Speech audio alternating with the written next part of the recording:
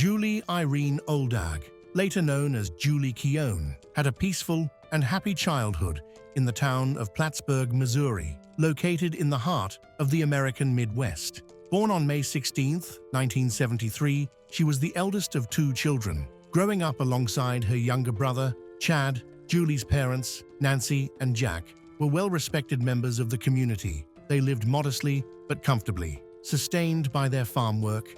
Growing up on the farm taught Julie responsibility and humility. Julie left a lasting impression on everyone she met. She was empathetic, selfless, and always ready to help others, with a calming presence that put people at ease. Her quiet strength and sense of purpose developed early. Academically, she excelled thanks to the support of her loving family. She attended high-quality schools and consistently earned praise from her teachers.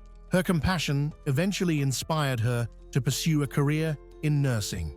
Determined to make a difference, she enrolled at William Jewell College in Liberty, Missouri. There, she not only thrived academically, but also formed close friendships. However, she sometimes felt as though something was missing. Seeing many of her friends embark on romantic relationships, Julie was eager to find someone to spend her life with. Through a mutual friend, she was set up on a blind date with fellow student James Keown. James, a year younger than Julie, had a personality that contrasted with hers. Charismatic, outgoing, and ambitious, James was well known on campus for his work at the college radio station and his aspirations for a career in broadcasting. Coming from a privileged background, James was the son of a respected lobbyist and his wife, Betty, who had high hopes for their 6 children. James stood out in his family for his bold, confident personality and ability to command attention, traits that were both admired and controversial. In Julie, he found a calm, gentle presence that complemented his own strong energy. Meanwhile, Julie was attracted to James's drive and enthusiasm.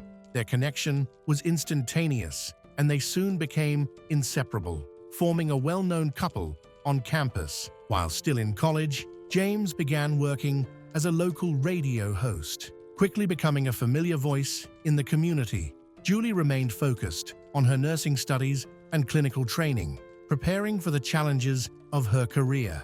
After graduating, they married and moved to Kansas City, eager to build their life together. Both flourished professionally. Julie became a nurse whose empathy and dedication to her work made her exceptional. She treated each patient with care and respect, earning the admiration of her colleagues and superiors. Meanwhile, James continued to advance in his radio career, managing roles at 2 stations and steadily building his reputation. Together, they appeared to have a perfect life, young, ambitious, and dedicated to their professions. Their relationship was built on shared values, mutual support, and a balance of Julie's calm demeanor and James's outgoing nature. However, as James's career grew, so did the demands on his time. His schedule became packed with meetings and side projects, leaving little time for rest or quality time together. Although their home was filled with love, it often felt empty due to their busy lives. Both juggled early mornings, long days, and late nights, caught up in a fast-paced rhythm. Despite his hectic schedule, James made an effort to keep their relationship strong. He surprised Julie with weekend trips and thoughtful gifts, small tokens of his affection that she deeply appreciated, even though she never asked for them. Julie adored James deeply, her love for him unwavering and steadfast. Since James's career required frequent moves, they adapted by living in cities like Chicago before eventually returning to Kansas. Although these relocations were challenging, Julie supported James wholeheartedly, adjusting to each new environment with grace. James was known professionally for his creativity, adaptability, and sharp mind. With a background in marketing, his skills and innovative ideas made him an invaluable employee, which was reflected in his impressive income. His family enjoyed a comfortable and privileged lifestyle, owning a beautiful home and traveling frequently. He appreciated luxury, wearing fine watches, driving new cars, and regularly upgrading them. In contrast, Julie valued simple pleasures. Her family noticed how well she seemed to be doing and felt happy about her marriage to James, which outwardly appeared both harmonious and successful. As time passed, relatives began to inquire about their plans to have children.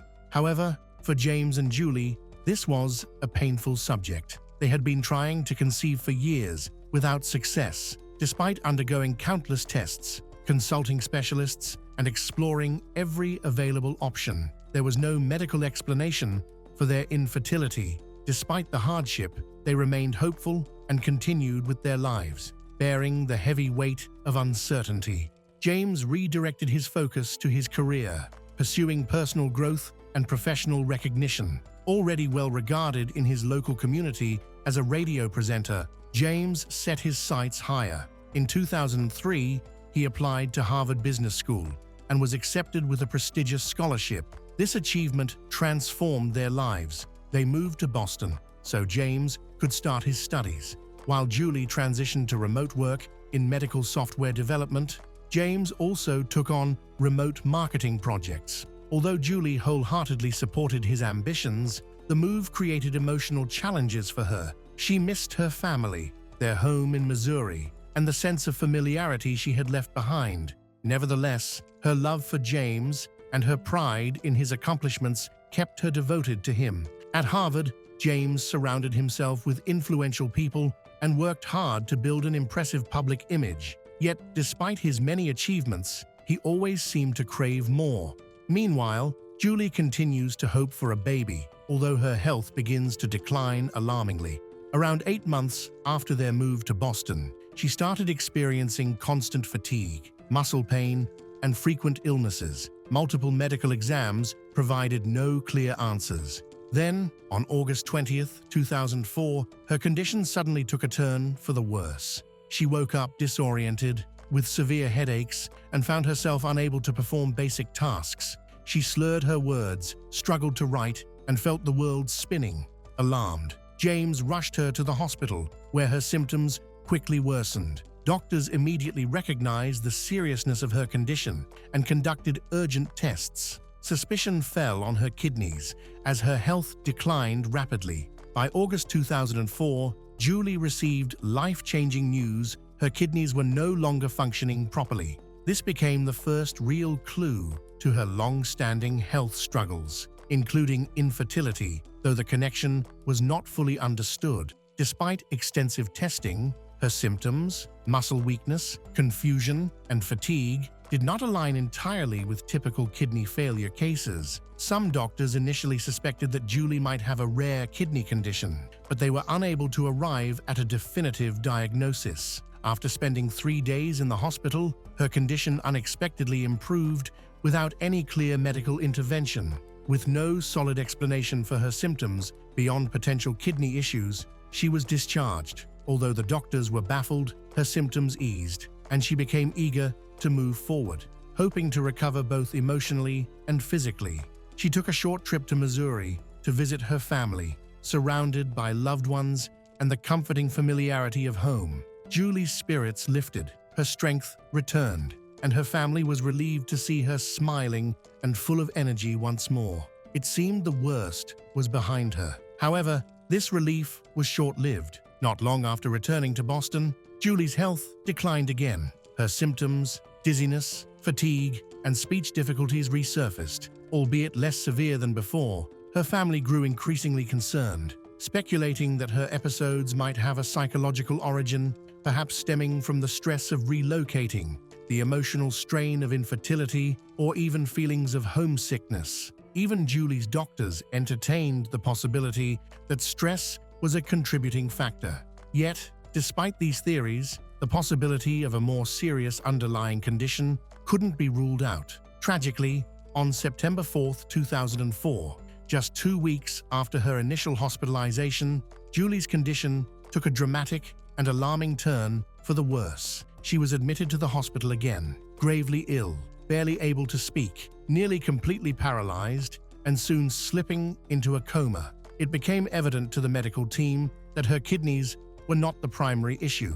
Something far more destructive and mysterious was ravaging her body. Despite extensive testing, the doctors were unable to pinpoint the cause, and Julie's organs began to fail one by one. in an unexpected breakthrough. A nurse made a critical suggestion: conduct a toxicology screening.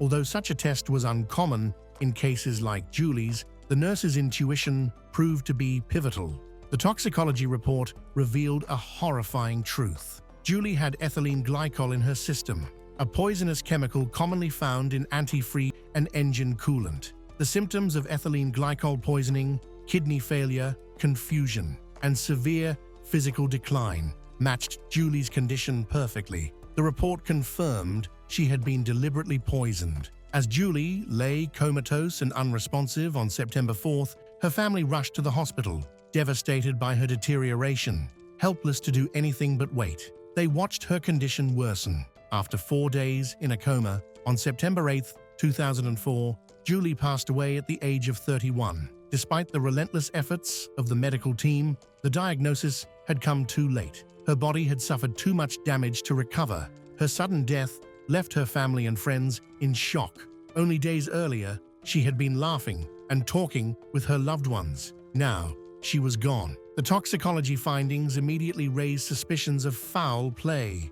Julie's parents were convinced that someone had intentionally poisoned her, and all signs pointed to someone close to her. Suspicion quickly fell on her husband, James. Detectives launched an investigation, as the presence of ethylene glycol automatically triggered a criminal inquiry. They gathered medical records, household items, and witness statements to piece together what had happened. Publicly, James presented himself as a grieving widower, expressing shock and sorrow over Julie's untimely death. He denied any involvement, even speculating that she might have accidentally or intentionally ingested antifreeze during a moment of depression brought on by her health struggles, their move to Boston, and their inability to conceive. However, not everyone believed his claims. The nurse who initially suggested the toxicology screening later reported that James's behavior during Julie's hospital stay had been unsettling. He often dominated conversations with doctors, frequently answering questions on Julie's behalf and giving the impression that he was controlling her care. Some people argued James's actions were likely a result of Julie's illness. Perhaps he was simply trying to advocate for her when she couldn't speak for herself. However, others found his behavior suspicious. At one point, James even suggested a peculiar theory, claiming that Julie might have mistakenly consumed antifreeze, believing it to be a different liquid. Investigators became more suspicious upon learning that Julie had a $250,000 life insurance policy. At first glance, this might not seem like a strong motive for her husband, James, who seemed to live a comfortable life. However, doubts began to arise. Was James as wealthy as he appeared, or was his wealth just an illusion? Shortly after Julie's death, a new clue came to light. The landlord of James and Julie's Boston apartment contacted the authorities after James suddenly disappeared, leaving the apartment and abandoning personal belongings such as Julie's wedding dress, their wedding rings, and photos from their wedding. Items a grieving husband would typically treasure. It was soon revealed that James had returned to Missouri, where he began a new job as a talk show host at a local radio station, seemingly eager to start afresh. Investigators uncovered troubling details about James's life in Boston. He hadn't paid rent for months, his luxury car had been repossessed, and, shockingly, he had forged a letter claiming he had been accepted into Harvard Business School, a lie he used to justify working remotely for a marketing company.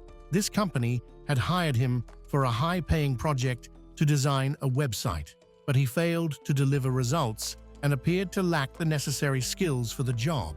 Instead, he embezzled funds allocated for the project. His resume was filled with fabricated job experiences, including positions at companies where he had never worked.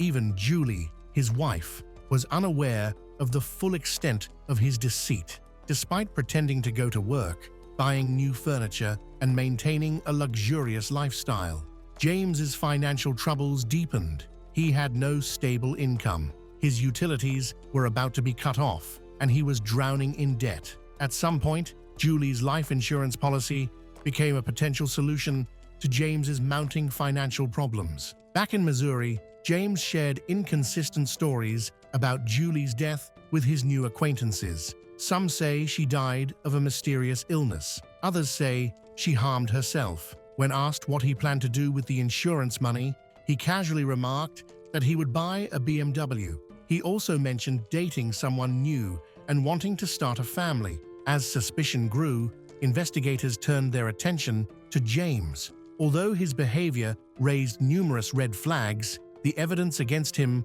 remained circumstantial.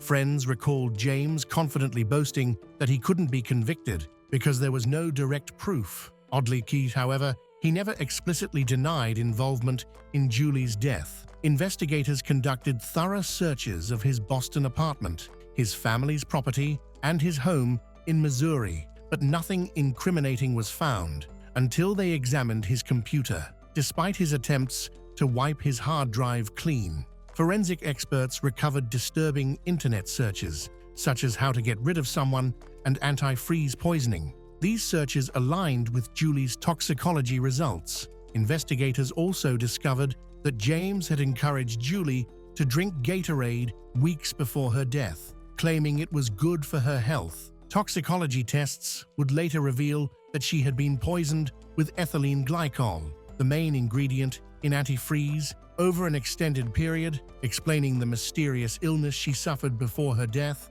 Based on this evidence, prosecutors began building their case. In 2005, James was arrested and his trial began in 2008. Although much of the evidence was circumstantial, it painted a consistent and damning picture of James, his financial ruin, fraudulent lifestyle, and the timing of Julie's poisoning all pointed to him. Many who had once admired James were shocked to learn the extent of his lies, though some described him as a loving husband and found it difficult to believe he could commit such a calculated crime. The defense argued that Julie may have deliberately or accidentally ingested the antifreeze herself, citing her emotional struggles with poor health and infertility. They also questioned the reliability of the toxicology reports, suggesting there was no concrete evidence that James had administered the poison. Despite their efforts to cast doubt the search history, James's encouragement for Julie to drink Gatorade, the life insurance motive, and his pattern of deceit proved overwhelming for the jury. Although no physical container of antifreeze was found, the evidence revealed Julie had been gradually poisoned. In her final weeks, she had confided in friends that James had been attentive and had repeatedly urged her to drink Gatorade, despite her dislike of it. What is most suspicious is that after Julie passed away, James rushed to claim the insurance money and quickly moved on with his life, making his behavior even more suspicious. In 2008, James Keown was convicted of first-degree murder and sentenced to life in prison without the possibility of parole. The court concluded that he had deliberately and methodically poisoned his wife by spiking her drinks with ethylene glycol, ultimately causing her death. To this day, James continues to maintain his innocence. However, Julie's family firmly believes that justice was appropriately served. In 2017, the Massachusetts Supreme Judicial Court upheld his conviction, stating that the evidence against him was overwhelming. Julie Keown, remembered as a compassionate nurse, a devoted wife, and a loving daughter, was tragically taken from the world far too soon. Her kindness, sincerity, and grace live on in the memories of those who knew her and in the relentless pursuit of truth that arose following her untimely passing. Hello friends, welcome to our channel. Today we're going to take a look at another horrible case with you. The case of Emma Faulds. Emma Faulds dedicated her life to serving society. She worked with troubled youth at a local education center and was known for her compassionate heart. On her 30th birthday, she adopted a weak puppy from a rescue, naming him Maverick. With her help, the dog grew stronger and became her loyal companion until her death. Emma was one of two daughters. Her younger sister, Miriam, was 7 years her junior. While Emma was recognized for her compassion and love of animals, her family's long-established shop also contributed to her reputation. The shop, which had been in her family since the late 19th century, had been maintained for several generations. Emma's father was the great-grandson of the original founder, who cherished the family traditions and hoped to pass the shop down to future generations. Emma was always cheerful and often shared humorous stories about herself that showcased her vibrant personality. Her taste for bright clothing and love of jewelry, accessories set her apart from her friends. In the many photographs of her that remain, she is almost always smiling. Besides, Emma is a friendly and optimistic person who enjoys holidays. She had a lively group of friends whom she had kept close since school. Unfortunately, she had to move away to pursue her studies, which made seeing her friends infrequent. During this time, Emma focused on her education to build a future career. Her younger sister Miriam admires her positive attitude and sees her as a role model. Inspired by Emma, Miriam also pursued an education and eventually became a nurse at a local medical center. After gaining experience, Miriam moved to Abu Dhabi, UAE, to continue her career in the healthcare field. Meanwhile, Emma dedicated herself entirely to her career, finding great joy in her work. However, this dedication came with challenges. Despite her friendly disposition, she struggled to form lasting relationships with men. She had a few boyfriends, but the relationships often ended for various reasons. This may have been because Emma prioritized establishing her career and becoming self-sufficient before considering starting a family. On Sunday, April 28, 2019, Emma decided to visit her friend, Ross Willix, who lived in Feed Park. Emma had maintained a close friendship with him for about 20 years, which was well known among their friends. They shared similar goals and views on life. They first met in the early 20s while working at a correctional facility, with Ross serving as a prison guard and instructor for staff handling unruly prisoners, and Emma working with troubled teenagers. They quickly connected, and although Ross moved away for a while, their friendship was rekindled when he returned. They often gathered with friends to enjoy each other's company. Meeting friends was a normal activity, so it didn't raise any concerns. However, Emma suddenly stopped reaching out, which was unusual for her. She typically stayed glued to her phone, but initially no one worried because they thought she might just be having a good time and had forgotten to check in. On Tuesday, April 30, 2019, Emma was scheduled to work, but she didn't show up, which was highly unusual for her. She also did not inform her colleagues of her absence. Attempts to contact her were unsuccessful. Concerned about her, her colleagues decided to reach out to her parents, who were equally bewildered and had no idea what might have happened to their daughter. Realizing that something was wrong, her relatives contacted the police for assistance. When the police officers arrived at Emma's home, they were unable to make contact with her. They heard a dog barking inside and grew increasingly worried that something might have happened. Eventually, the officers had to break down the door. Inside, they found Emma's dog, Maverick. This discovery fueled the family's concerns, as they believed Emma would never leave her dog alone without arranging for someone to care for him, especially since he had recently undergone surgery and required constant attention. Emma was known for her caring nature, so it was clear to everyone that something must have happened to her. When Miriam learned about the situation, she realized something was wrong and quickly booked a flight back to Scotland. Upon arriving at her parents' house, she joined her family in the search for her older sister, Emma. Meanwhile, the police began gathering information from neighbors and relatives to piece together the timeline of events. A search and rescue operation, called Sultan, was initiated, involving all available police units and emergency services. They also reached out to friends, family, and bystanders for assistance, encouraging everyone to share any information on television. Emma's family arrived in the city and quickly started distributing leaflets featuring a photo of her. They leveraged social media to share her pictures and details, seeking information from local residents. They reviewed CCTV footage from the morning of April 28, when Emma was out walking her dog before her business appointment. The footage captured her talking to several neighbors, who were later interviewed as witnesses to help piece together a timeline. Emma went shopping at 5:39 p.m. that day. A dashcam from a passing car recorded Emma driving her distinctive blue BMW, recognizable by its unique license plate. The car was parked near the home of Ross, a friend she intended to visit, making him the last person known to have seen her before she went missing. On that day, Miriam spoke with Emma. Miriam mentioned that Emma had been planning to reconcile with Ross after a recent conflict. Emma intended to have a drink with him, have a conversation, and possibly spend the night if things went well. Later, around 8 p.m., one of Emma's colleagues messaged her on WhatsApp. Emma confirmed that she was at Ross's house and told her colleagues that she would be staying the night.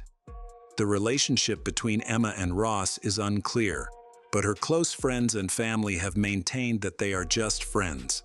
Interestingly, they had problems recently, argued several times, but then made up. Some believed that they had known each other for a long time and that their friendship could be rekindled. There was speculation that they had feelings for each other since Emma planned to stay overnight, leading to conflicting opinions. The last confirmed sighting of Emma was at 9:10 p.m. on Sunday, April 28, 2019. Her car was found parked in front of her house, but on the opposite side of the street, which raised concerns. Those who knew Emma were aware that she had a bit of obsessive-compulsive disorder, which led to some strange behavior. However, a friend of Emma's said she would never leave her car like that, and she suspected that the BMW might have been left by someone else. The police reviewed surveillance footage from city cameras and reached out to the public, hoping that someone might have seen the driver of the car that evening. They conducted searches in various apartments, looking for witnesses and checking any available video recordings. They confirmed that Emma's last known movements were on Sunday, April 28, after which she was not seen again. The last person she was with was Ross, a fact supported by CCTV footage and multiple witnesses from her circle of friends. The relationship between Ross and Emma seemed quite strange because Ross had a much darker past. He did not often talk about his identity and tried to keep his personal information private, which made him somewhat of a mystery. However, some facts about Ross were known, such as his job as a prison guard, which ended abruptly after just 4 years for 2 reasons, one official and one unofficial. According to unofficial sources, Ross was fired for organizing the smuggling of banned substances to prisoners for profit. An anonymous informant claimed he had ties to a criminal group in Glasgow that supplied him with these banned substances. In 2004, Ross's car was impounded during a search for illegal substances. No evidence was found, so law enforcement could not directly link Ross to banned substance trafficking. It seemed that Ross had been warned in advance, allowing him to cover his tracks effectively. However, there were clear violations, and authorities were determined to hold him accountable. Law enforcement officials sought a way to punish Ross to ensure he could be fired from his position and barred from returning. Consequently, he was arrested and interrogated for over 6 hours. After speaking with detectives, Ross admitted to possessing banned substances.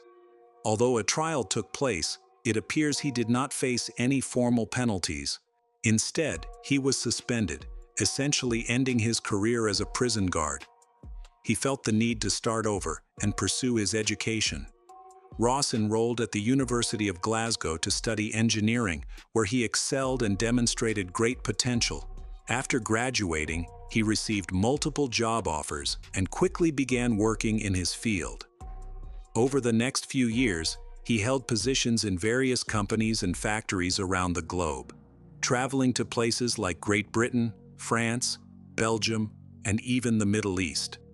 In 2010, while living and working in Israel, he met the woman who would become his wife. At that time, he was 31 and she was 45.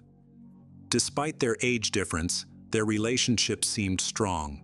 However, both wanted different things. He aimed to advance his career, while she desired to start a family. This created difficulties in their relationship. He then moved to Mentone, where he took a job as a safety inspector at the station. However, at Mentone, Ross faced significant challenges that could jeopardize his career once again. From 2016 to 2018, he worked at a wind power station near Galloway Forest in Dumfries and Galloway. On March 15, 2017, a Portuguese colleague named Antonia was performing maintenance on one of the wind turbines when he fell and died. The cause of the incident was either a failure to follow safety protocols or a malfunction of the equipment. The investigation into the incident was lengthy and revealed that Ross was simply on duty when the accident occurred. However, while the incident was still not fully investigated, another incident occurred involving Ross: the disappearance of Emma. When Emma disappeared, investigators quickly focused on Ross due to his past questionable actions. A concerning detail was that he did not participate in any search for her, despite having a close, almost sibling-like relationship with her. During his initial police interview, Ross appeared reluctant and often gave vague or hesitant answers, as if searching for the right answer. He admitted to seeing Emma that evening. They had a few drinks and smoked together before planning a party at his apartment. Finally, Emma became worried after her dog Maverick's surgery, so they prepared to go to her house. He stated that he left Emma's house in the early morning of April 29, but he had no idea what happened during the time that followed. As soon as Emma's home was thoroughly searched, there was no sign of anything amiss. There were no signs of struggle, such as clutter in the house or bloodstains.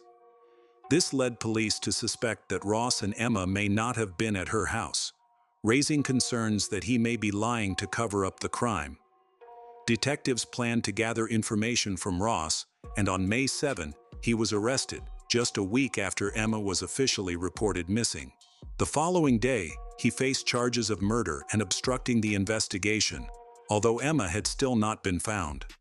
Ross requested a lawyer, and his defense attorney argued that the authorities lacked sufficient evidence for the arrest, suggesting they could not hold him without just cause. By this time, enough circumstantial evidence had been gathered. In some respects, Ross's lawyer was correct. The investigation relied on circumstantial evidence, and no body had been found. As a result, the possibility of making an arrest was uncertain. It was crucial to find direct evidence of murder. The decision was made to continue searching in the most logical locations that Ross frequently visited. The first place on the list was the wind power plant where he was employed at the time. Investigators tracked his cell phone movements on the day Emma went missing and then reconstructed much of the day's timeline using video from security cameras and his phone. Late in the evening, Ross's smartphone was found on the power plant's premises. Detectives reviewed the CCTV footage from the area and discovered that the cameras recorded at least 2 visits by him in the days following Emma's disappearance. The first visit occurred on April 29 in his Mercedes SUV. The next day, he returned in his wife's Jaguar. This repetition did not appear to be coincidental. It likely indicated that he was attempting to conceal his actions. However, with few cell towers in the area, his exact location was not known. Investigators had only been able to identify a few large, hard-to-reach areas where the body was believed to be. It was suspected that Ross and Emma had an altercation that night, resulting in harm to her, and that he subsequently took her away from the city to dispose of her. It was important to find out what happened to Emma, but after a long search, the chances of finding her alive were slim. After reviewing the information, the police pinpointed several areas that were likely locations where Emma might be buried. This helped to narrow down the search area somewhat, although it remained quite large. The police reached out to local residents who might have seen or recorded something relevant. Their investigation led them to a town called Burrell, where there were 2 roads leading to the power plant. Ross could have used these routes, but there was one problem. He came here regularly for work, so he wouldn't have aroused suspicion. Investigators gathered crucial information on the morning of April 29, the day after Emma went missing. they spotted a vehicle described as a Mercedes. In addition to appealing for help from the public, law enforcement also deployed a specialized helicopter to assist in the search. Multiple search teams worked simultaneously, thoroughly examining the suspected areas. However, they did not find any clues, which was not surprising, as much of the area investigated was heavily forested. Investigators eventually obtained surveillance footage of the car parked at Ross's home. He exited the vehicle and meticulously wiped the door handles and windows. He then spent a considerable amount of time searching inside the car, apparently trying to eliminate any evidence of his presence. In addition, his image was captured on several additional security cameras. It was discovered that he later visited a hardware store on the morning of April 30th, where he purchased 4 large bottles of bleach, chlorine, rubber gloves, various cleaning supplies, a shower curtain, and waterproof clothing. Throughout the day, Ross communicated with Emma multiple times through a messaging app and left voice messages. It was obvious he was trying to create the illusion that she was still alive to distract the investigation. However, phone records indicated that Emma had already died by that time. Investigating Ross's internet activity revealed that he conducted suspicious searches about how police track vehicles. He also looked up troubling questions related to cleaning up blood and covering up evidence after a crime. It seemed he was trying to avoid responsibility, yet he neglected to clear his browser history, apparently unaware that his online activity could be traced. Ross could not secure his release before the trial, but locating the body was essential. The only thing Ross did well was hide Emma's body, which has yet to be found. To unravel this case, experts needed to employ a microscope and spectral analysis. The police also had a pair of shoes worn by Ross on the day Emma vanished. An examination of the shoe soles revealed traces of blood and soil particles that could direct the police to the body. Advanced testing methods were utilized. Once forensic scientists provided new insights, the search area was narrowed to a specific marshy region, prompting the immediate deployment of a search party. Within 24 hours, using a specially trained dog, Emma's body was located in this designated area. Soil samples from Ross's boots matched the location of the body, with 92% accuracy.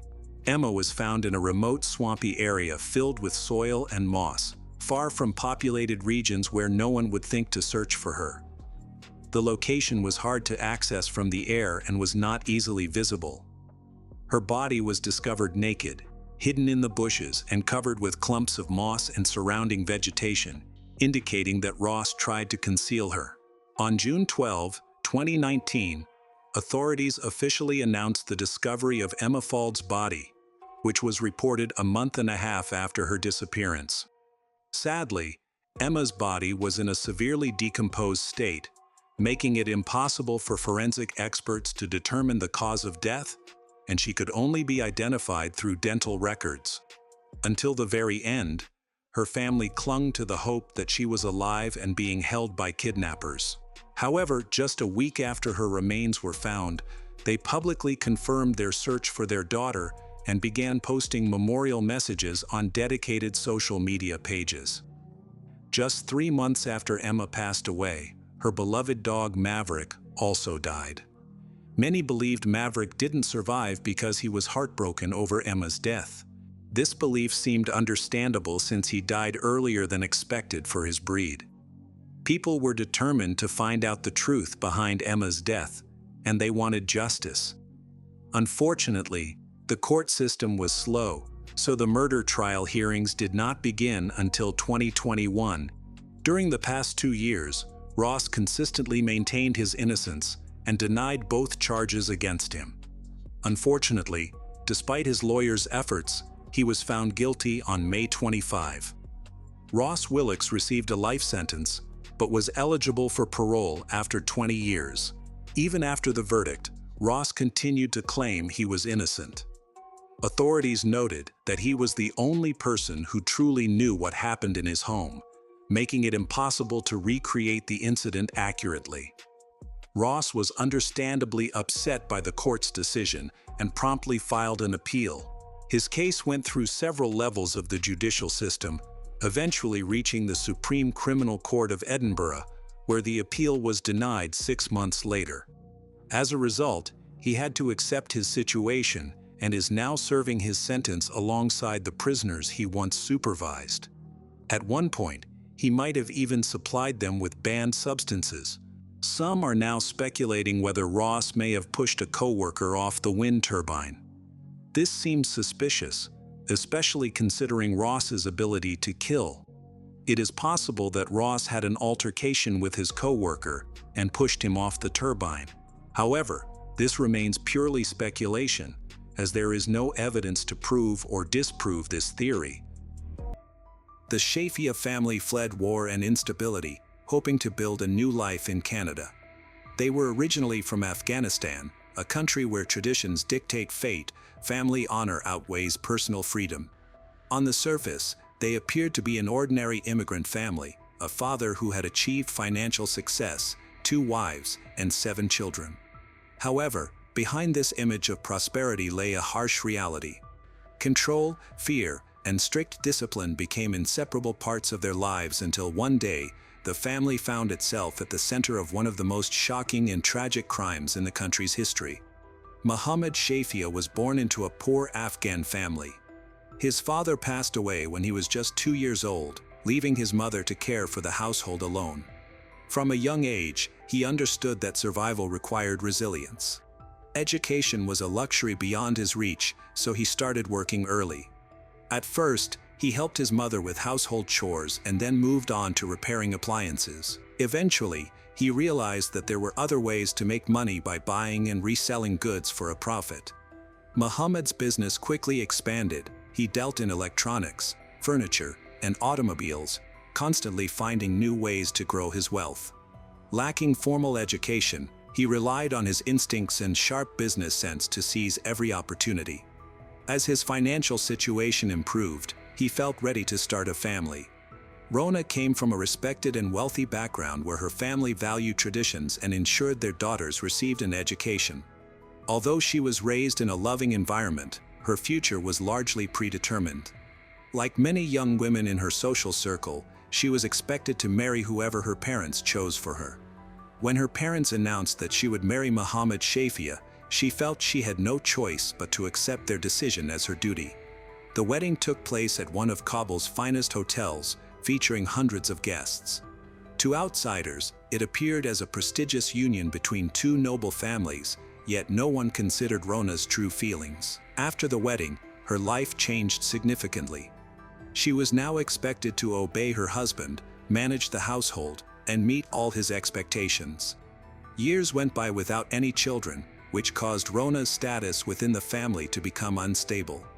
In Afghan society, a woman's value is often associated with her ability to bear children.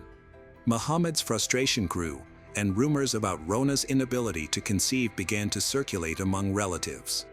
Over time, his irritation turned into cold indifference, creating a widening gap between them. After 7 years of marriage without children, Muhammad decided to take a second wife. The second wedding took place in 1988, and many of the wedding photos show Shafia standing next to his 2 wives. The 3 lived together in one household. Tuba Yehia was younger and more obedient than Rona. Her primary value was her ability to bear children. Once she married Muhammad, she quickly gave birth to their first son, followed by another child. As time went on, Tuba's influence in the household increased, while Rona faded into the background. Muhammad enforced strict rules that everyone had to follow without question. Disobedience was met with humiliation or physical punishment. He controlled all financial matters and made decisions for the entire family, demanding total respect. The women in his home were confined to the boundaries he set. Tuba not only accepted these rules but also actively upheld them. She fully embraced her role as the main wife, completely overshadowing Rona. Tuba managed the children, the family finances, and even dictated Rona's circumstances. Over time, her treatment of Rona grew more severe. She isolated Rona, limiting her interaction with the children and restricting her personal freedoms. Hamed Shafia, the oldest son, was raised to enforce control over his sisters. He was taught to believe it was his responsibility to ensure they followed the family's rules and to report any disobedience. Zainab, Sahar, and Geethi, the sisters, lived under constant scrutiny. Any attempt to resist their father or Hamed led to punishment. They were not allowed to make friends, freely leave the house, or choose their own clothing. Muhammad viewed them not as individuals with their own dreams but as extensions of the family, expected to uphold his concept of honor. When the family relocated to Canada, many believed this would offer the children a better life. However, the family dynamics remained unchanged.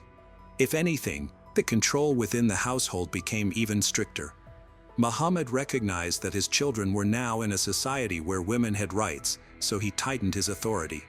The daughters started to notice that life beyond their home was very different from what they had always experienced. They observed their classmates engaging freely, choosing their outfits, and making decisions about their futures. Meanwhile, life at home stayed the same. Hamed took on a stricter role. He watched over his sisters to prevent them from adopting Western habits, monitored their phones, scrutinized their behavior at school, and reported everything back to their parents. Rona had hoped that moving to a new country would improve her situation, but her reality remained the same. She didn't speak the language, had no legal status, and was unemployed. Without a passport or financial independence, she was completely under her family's control. Canada did not provide the Shafia family with freedom. Instead, it became a new place where their old rules still governed their lives. Zainab, the eldest daughter of Muhammad Shafia, was the first in her family to openly rebel against their strict control. She secretly started dating Omar Wahid, a young man of Pakistani descent who was older and would never be approved by her father. Their relationship began with passing notes, progressed to email exchanges, and eventually led to secret meetings. Zainab understood the risks involved. She was constantly watched by Hamed at home and felt unsafe even at school. However, her love for Omar drove her to take these risks. When her father went on a business trip, she saw a chance to invite Omar over, thinking they wouldn't be caught. Hamed soon noticed a pair of unfamiliar shoes in the hallway, quickly realizing someone was in the house. He immediately reported it to their parents. Although Omar managed to escape, Zainab faced severe repercussions. She was physically punished and confined to her room for several months, barred from going outside. During her isolation, Sahar attempted to carve out her independence in a different manner. Instead of openly rebelling, she subtly distanced herself from her family's traditional expectations. At school, she took off her headscarf, wore makeup, and dressed in ways her family prohibited. She also grew close to Ricardo Sanchez, a young man from Honduras who was very different from the type of husband her parents would want for her. Sahar yearned for freedom and carefully planned her escape. She and Ricardo talked about moving to another country where her family couldn't find her. Her plan was to make it look like she had gone to Honduras, while in reality, she intended to cross into the United States. However, her plans took an unexpected turn one evening. While dining at a cafe with Ricardo, she spotted her brother watching her from another table. He didn't approach or say anything, but his presence made it clear she was in serious danger. Upon returning home, she braced for the worst, realizing her father already knew everything. There were no discussions, only punishment. After facing physical aggression, she was prohibited from attending school. Sahar came to understand that escaping would be much harder than she had thought, as it might put her life at risk. In the midst of this chaos, Geethi, the youngest sister, instead of trying to run away or seeking a secret relationship, she acted out at school. Her aggressive behavior, frequent absences, and open defiance of teachers became her form of resistance. She wanted others to recognize that something was seriously wrong at home. She was called to the principal's office, and this led to a meeting with social services. She told school staff and a youth welfare worker that she wanted to be removed from her family home. However, when her parents were invited to discuss the situation, they argued that Geethi's behavior stemmed from negative Western influences. They assured the social workers that they would take care of the issue themselves. The daughter's efforts to defy the strict family rules only worsened their situation. Their father and brother felt they had lost control over them, leading to the need for punishment. The conflict between the sisters and their family had escalated beyond repair. When Zainab, Sahar, and Geethi attempted to escape their family's control, they understood the risks, but they were shocked to find that the system meant to protect them was ineffective against their father's and brother's authority. Zainab was the first to seek help. After months of being confined at home, she understood that her only chance for survival was to leave for good. She escaped and found shelter in a facility for women in crisis. For the first time, she felt safe. However, her absence was quickly noticed. Hamed, her brother, contacted the police, claiming she had been kidnapped and accusing her friend Ammar, hoping to get him arrested. When the police found Zainab, she explained the truth: she had left to escape her family. The police did not force her to return home, but they also failed to provide her with proper protection.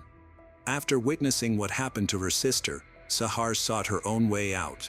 Although she was too scared to go directly to the police, she contacted Child Protective Services. She described the harsh restrictions, constant threats, and her fear for her life. The caseworkers listened, but ultimately decided that intervention wasn't necessary since she was nearing 18. They offered her temporary shelter, but that meant she would have to return home once her stay ended. Sahar realized that going back would lead to punishment far worse than what she had already faced. Frightened, she declined their offer. At that moment, she understood that the system could not protect her. Rona was the only one who fully grasped the serious danger the sisters faced, but she felt powerless to intervene. She lived in constant fear herself. She realized that Muhammad and Tuba no longer viewed their daughters as obedient family members, but rather as threats to the family's honor. Rona understood that trying to step in would be pointless. Within the Shafia household, it was evident that the daughters had stopped adhering to the rules set for them. They had rejected the traditional lifestyle. Their actions were not only seen as rebellious but also as a significant threat to the family's reputation. Muhammad could not let rumors about his rebellious daughters circulate among their acquaintances. In Afghan culture, such stories spread rapidly, putting the family's respect at risk. What frustrated him the most was that their defiance was happening in Canada, a place where he had less control over his daughters' lives than he did in Afghanistan. The greatest concern for the family, however, was Zainab. She hadn't just disobeyed, she had run away. This was unacceptable to them. She was living independently, making her own decisions, and no longer following her father's authority. To them, this was the ultimate act of betrayal. Tuba realized that she couldn't force Zainab to return, so she found a way to have her come back willingly. She called Zainab, convincing her that their father had changed his mind. Tuba told Zainab that he had given his blessing for her to marry Ammar, allowing them to be together officially. On May 18th, they held a religious wedding ceremony at an Islamic center. The next day, Zainab had her hair done and decorated her hands with henna. Her uncle took her to a restaurant, and on the way, he tried one last time to persuade her to think twice about the marriage, but Zainab remained resolute. However, her sense of freedom was short-lived. None of Ammar's family members attended the ceremony, as they disapproved of the marriage. Tuba was devastated, overwhelmed with embarrassment, and she collapsed from humiliation. People poured water on her to help her regain consciousness. Seeing her mother in distress, Zainab ran into her arms and said, "If you're opposed to this marriage, I'll leave him." Zainab asked for a divorce, and Ammar agreed, saying, "He can't bring shame to his family." The cleric declared them divorced right then and there in the restaurant. They had only been married for 24 hours. After the annulment, Zainab's relationship with Ammar deteriorated sharply. Pressured by her family, she had to cut off all communication with him. Her life became increasingly restricted. Her family monitored her movements and controlled her interactions. Although Ammar attempted to reach out, her relatives made it impossible for them to stay in contact. Eventually, their relationship ended entirely, adding more stress and emotional pain to Zainab's life.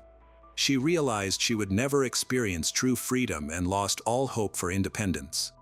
Following this situation, the tension between Zainab and her family intensified, leading to tragic consequences. This marked a turning point from which there was no return. After considering the situation for some time, their father realized that his daughters would not change their behavior or abide by the family's rules. Muhammad felt that he could not wait any longer. He believed that betrayal was unforgivable and that women who damaged the family's honor needed to be held accountable.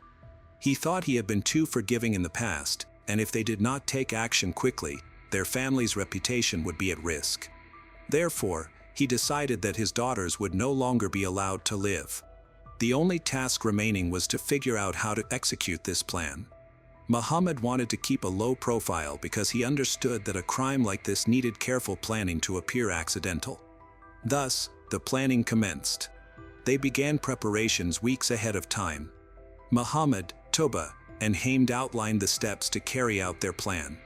One important aspect was acquiring a second vehicle, a Nissan Sentra. Officially, it was bought for convenience, but in truth, it was essential for their scheme. It was reported that the Shafia family purchased a used Nissan Sentra for $5,000 Canadian dollars the day before the family left Montreal for Niagara Falls. This would create the illusion of a family trying to reconnect after previous conflicts. The vacation would suggest that everything was fine and that they were making efforts to improve their relationships. Zainab, Sahar, Geethi, and Rona felt they had no choice but to participate, even though they had reservations. Disputing their father's decision seemed futile. From the start of the trip, they sensed something was off, but none of them could foresee that this journey would be their last. For several days, everything unfolded as planned. The family visited attractions, took photographs, and chatted with strangers, all carefully arranged to ensure that no one would suspect any underlying tension among them. In the early hours of June 30, 2009, two cars, a Nissan Sentra and a Lexus RX, left the Kingston East Motel and headed toward the Kingston Mills Locks. The Nissan Sentra carried Zainab, Sahar, Geethi, and Rona. It is unclear who was driving at that moment, but it was likely Zainab, as she was the oldest and had a driver's license. Following them at a short distance was Muhammad, Tuba, Hamd, and the three youngest children, in the Lexus RX. They maintained a safe distance to avoid raising any suspicions. When the Nissan Sentra parked near the locks, Muhammad got out of his car and approached the Nissan. Zainab either got out of the driver's seat voluntarily or was forced to leave. Tuba then took over the driver's seat of the Nissan, remaining inside with the girls to prevent them from feeling suspicious. With their mother beside them, the girls did not sense any immediate danger. Muhammad and Hamd returned to the Lexus and drove to a nearby motel, where they intended to create the impression that the family was merely stopping for the night before resuming their trip. At the motel, they woke the manager to rent 2 rooms, but their answers about the number of guests seemed inconsistent, which raised suspicions. After dropping off the 3 youngest family members at the motel, Muhammad and Hamd got back into the Lexus and returned to the locks. As soon as Tuba spotted their headlights in the darkness, she quickly exited the Nissan and ran towards them. This was the sign that it was time to act. At that moment, the women in car unaware they were in a dangerous situation. The events that followed can only be partially reconstructed from the investigation. It is unclear whether the victims were harmed inside or outside the car. However, forensic evidence provided important details. 3 of the victims, Rona, Geethi, and Zainab, suffered head injuries, likely inflicted to render them unconscious before they were submerged. In contrast, Sahar seemed to have fought back. There were no signs of head trauma on her body, indicating she may have remained conscious longer than the others. One by one, the victims were either drowned in the water or placed inside the car after losing consciousness. Muhammad, Tuba, and Hamd started to set up the scene to make it look like a tragic accident. Their plan was to push the vehicle into the water to make it seem like it had rolled in by accident. One of them started the engine, shifted the car into neutral, and got out, hoping the Nissan would roll into the canal by itself. However, things didn't go as planned. The car got stuck on the edge of the concrete ledge. The front wheels had gone over the edge, but instead of falling into the water, the vehicle stayed in place. This was a significant problem. If anyone had shown up at that moment, they would have been caught. One of them reached through the open driver's window and turned off the ignition. They realized that the Nissan wouldn't go into the water without some help. The only way to execute their plan was to use the Lexus to push the Nissan into the canal. They jumped into the Lexus, accelerated, and slammed into the back of the Nissan. The impact was powerful. The left headlight of the Lexus shattered, scattering glass at the scene. With that final push, the Nissan Sentra fell into the water, taking the 4 women with it. Thinking they had completed their crime, they started to cover their tracks. They tried to pick up the broken pieces of the Lexus's headlight but couldn't collect them all. Then, they quickly left the site and returned to the motel to create the impression that they had spent the night there and had no knowledge of the disappearance. On the morning of June 30, 2009, a worker at the Kingston Canal noticed something odd in the water. He saw the roof of a submerged car. He quickly called the authorities. Emergency responders and divers arrived to investigate. When they removed the vehicle from the water, they found the bodies of 4 women inside. None had tried to escape, there were no broken windows, and no signs of anyone attempting to open the doors. The victims were soon identified as 3 sisters and their stepmother, Rona.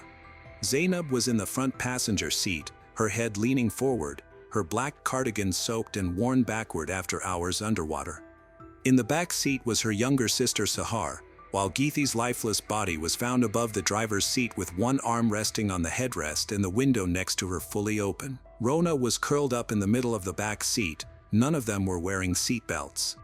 The initial inspection of the car raised immediate concerns.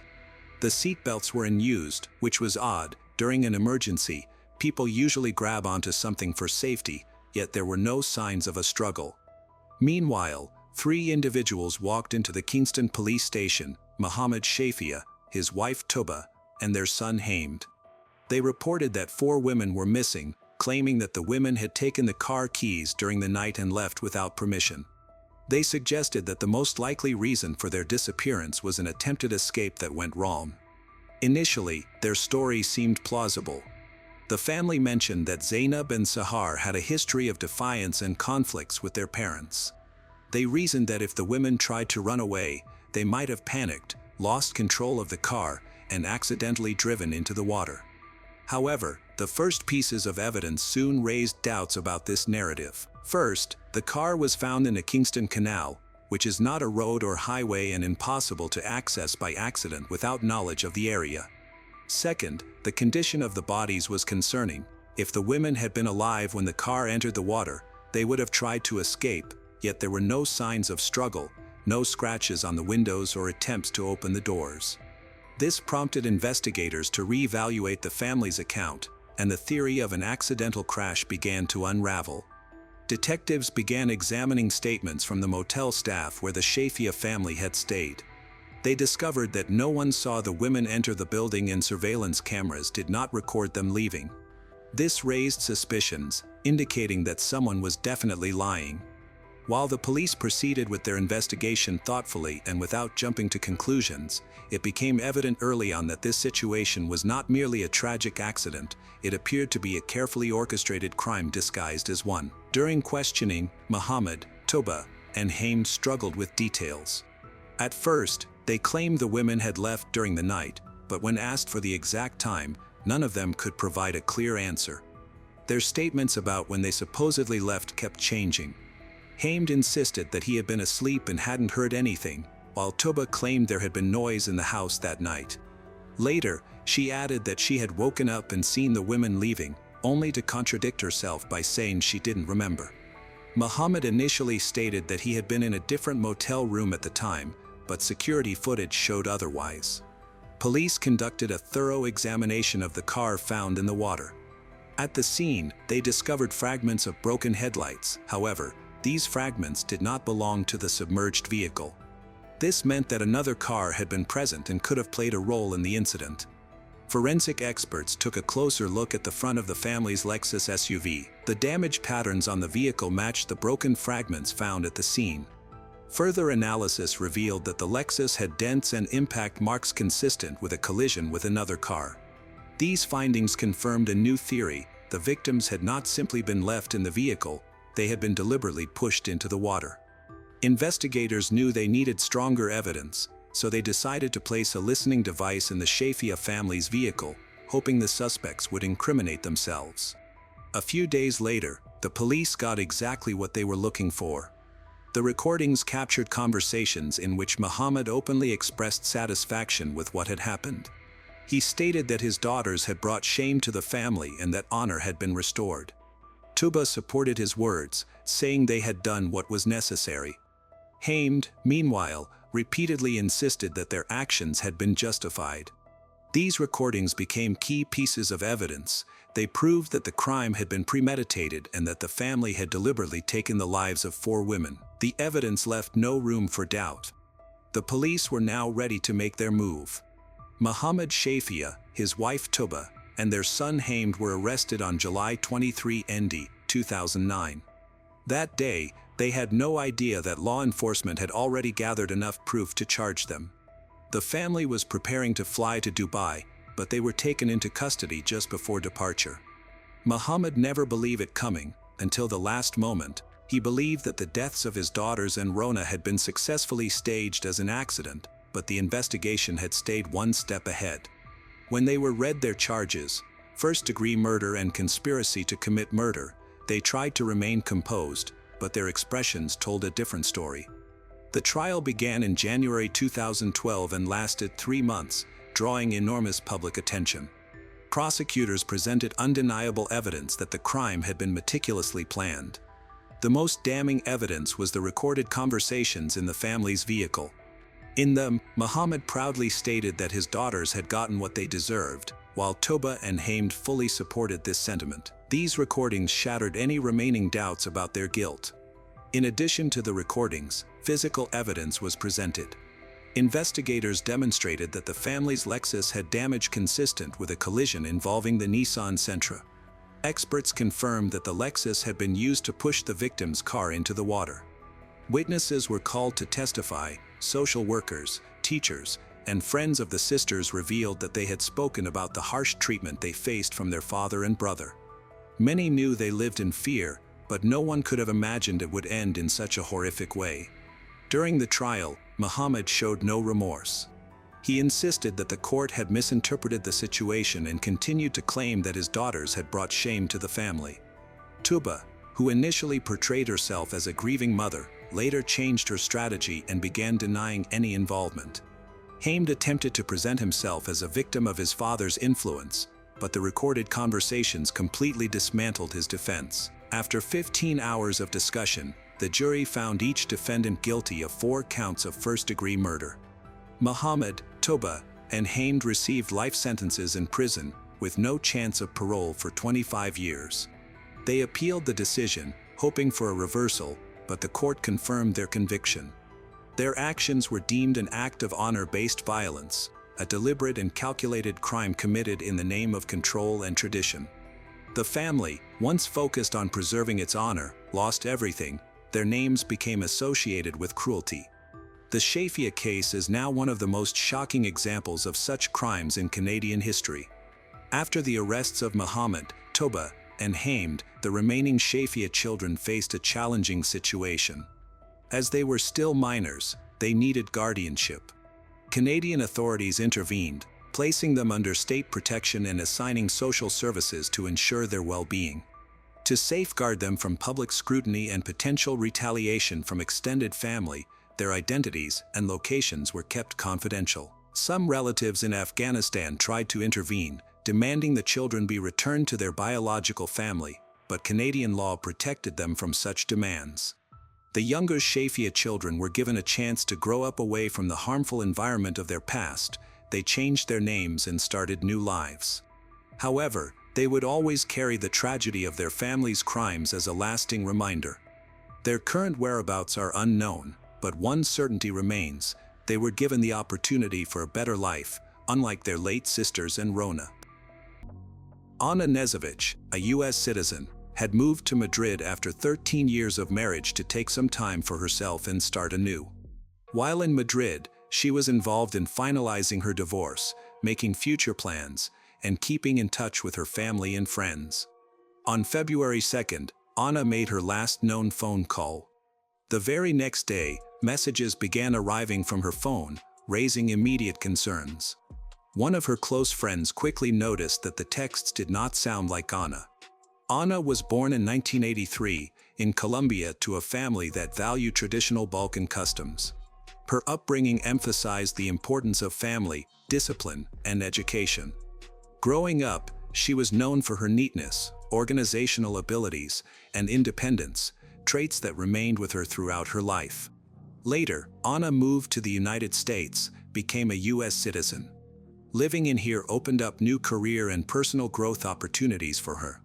She became fluent in English, honed her professional skills, gradually became a part of her local community. Anna always prioritized education, self-improvement. She choosing to live a quiet and unassuming life away from the public eye.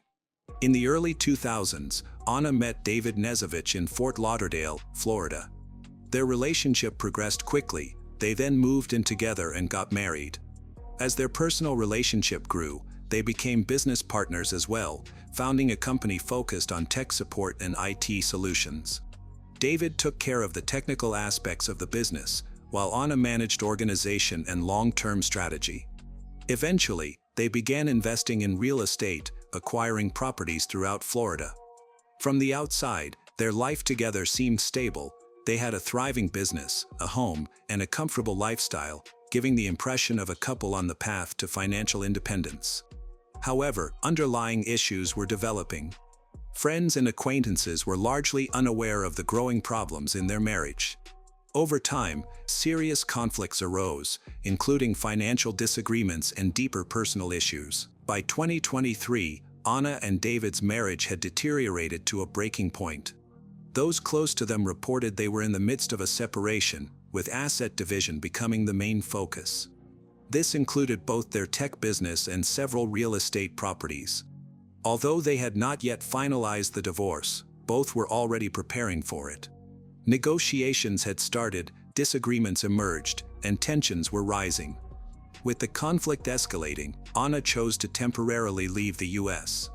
In December 2023, she moved to Madrid, renting an apartment in the upscale Salamanca neighborhood. She explained that this move was essential for distancing herself from the stress, gaining clarity, and closing a chapter in her life. She repeatedly stated that she wasn't seeking a new relationship or distractions. Her goal was simply to regain her balance. After settling in Spain, Anna made her new place feel like home, began therapy, maintained close contact with friends, and started planning short trips across Europe. Her time in Madrid wasn't an escape, it was a way to step back from the overwhelming conflict she faced in Florida. However, just a few weeks into this new life, an unexpected event brought her independent journey to a sudden and troubling end. After moving to Madrid, Anna maintained a close friendship with her longtime friend, Sana Remo, who was living in Florida. They talked every day, despite the time difference. Their friendship had a strong foundation, and they often traveled together. Anna trusted Sana completely, often sharing her thoughts, feelings, and daily experiences with her. Their text messages showed that Anna was open about her adjustment to life in Spain. In mid-January 2024, the two friends traveled to Austria together. After their trip, they made plans to meet again in Madrid, with Sana set to arrive on February 8th. Before that, Anna had arranged a short trip to Barcelona with another friend on February 5th.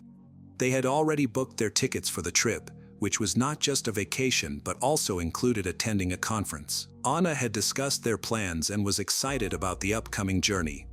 On the evening of February 2nd, Anna had a phone call with Sana around 8:30 p.m. local time.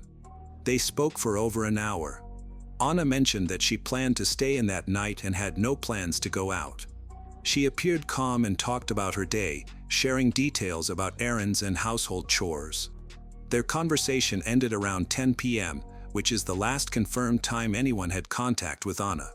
The next morning, February 3rd, Sana received a text from Anna's number. It said, "I met an amazing man. He has a summer house about 2 hours from Madrid. We're heading there. The signal might be weak. I'll call you when I return." Soon after, another message arrived. "After my therapy session yesterday, I took a walk. He approached me on the street, and we instantly connected. I've never felt like this before. Sana felt something was off about the messages. She knew Anna well. She was cautious and would never leave town with a stranger without informing someone. Sana responded immediately, but there were no further replies. Her calls also went unanswered. At first, she tried to convince herself that Anna might indeed be in a place with poor reception. However, her concern quickly escalated into alarm. That same day, another friend of Anna's received similar messages. The text felt strange. The wording was flat and lacked Anna's usual style. What struck her as odd was the dialect, which sounded very different from Anna's typical speech. They mentioned that the text seemed like it had been translated from another language using an automatic translator. The theory was logical. The message sounded awkward and overly formal, which made him uncomfortable. Both Sana and Anna's friend quickly figured out that Anna hadn't written those messages herself. They compared them to their previous conversations and immediately noticed the difference. Anna's actual texts were vibrant and filled with her distinctive expressions, none of which were present in these messages. Furthermore, the content of the messages didn't match her recent actions at all. The next day, Sana did everything she could to contact Anna.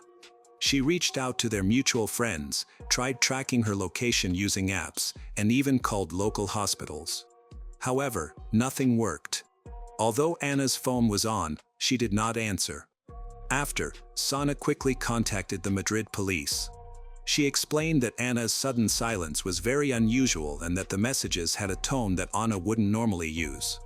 However, the authorities did not act right away. They viewed Anna as an adult who had the right to make her own choices, including leaving town without notifying anyone. Officially, her disappearance was not deemed suspicious. Police stated they could not start an investigation without evidence that Anna was missing against her will. They believed the unusual texts and her lack of communication were insufficient.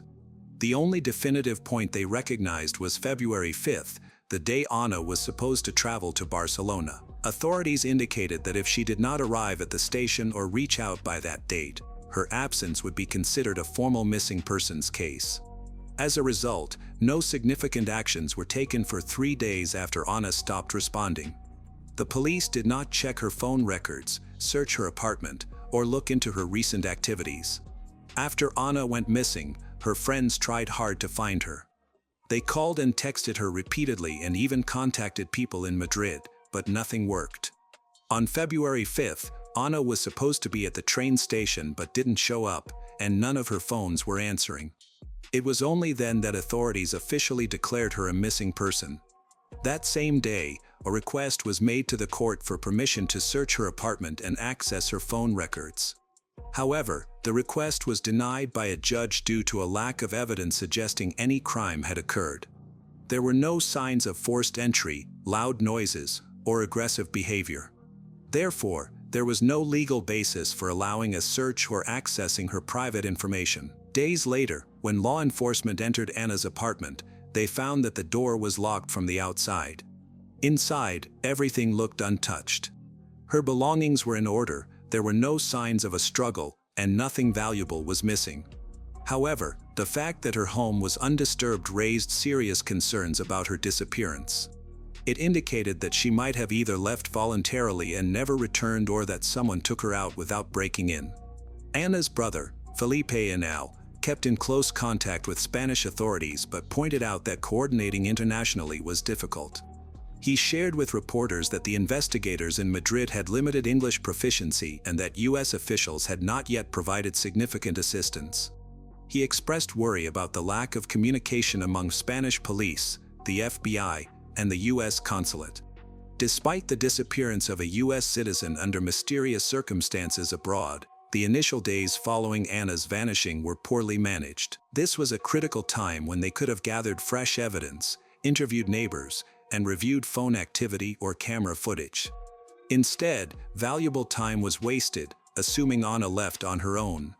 This assumption delayed a prompt response and may have impacted the investigation's course.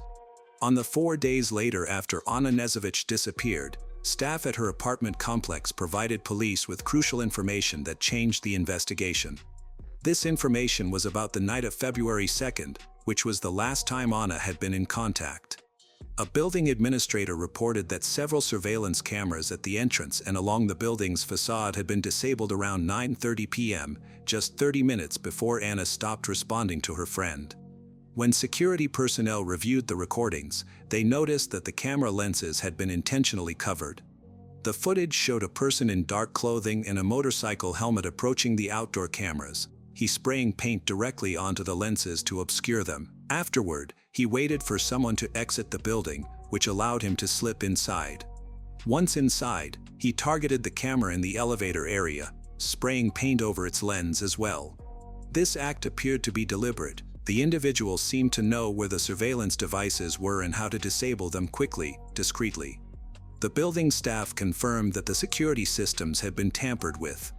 They provided copies of the footage to Spanish investigators, which was the first visual evidence indicating possible outside interference.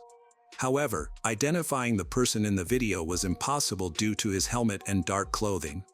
The individual's face was completely covered, and their body type did not offer enough clues for clear identification. Nevertheless, forensic experts noted a few important details. The person's eyes, part of their forehead, and brow line were briefly visible. Investigators believe that this person planned the act meticulously. He brought spray paint and wore equipment intended to prevent leaving any traces behind. His appearance in the footage matched the timeline of Anna's disappearance, raising further suspicions. The targeting of the building's surveillance system and the disabling of specific cameras indicated that the individual was familiar with the layout of the premises, suggesting this was not a random act. It was planned and concerning. Further investigation showed that the exterior camera was spray painted in about 30 seconds, and the interior camera was disabled even more quickly. Every action taken was intentional and confident, with no sign of hesitation or looking around. This led investigators to conclude that the individual knew how long the actions would take and executed them with precision.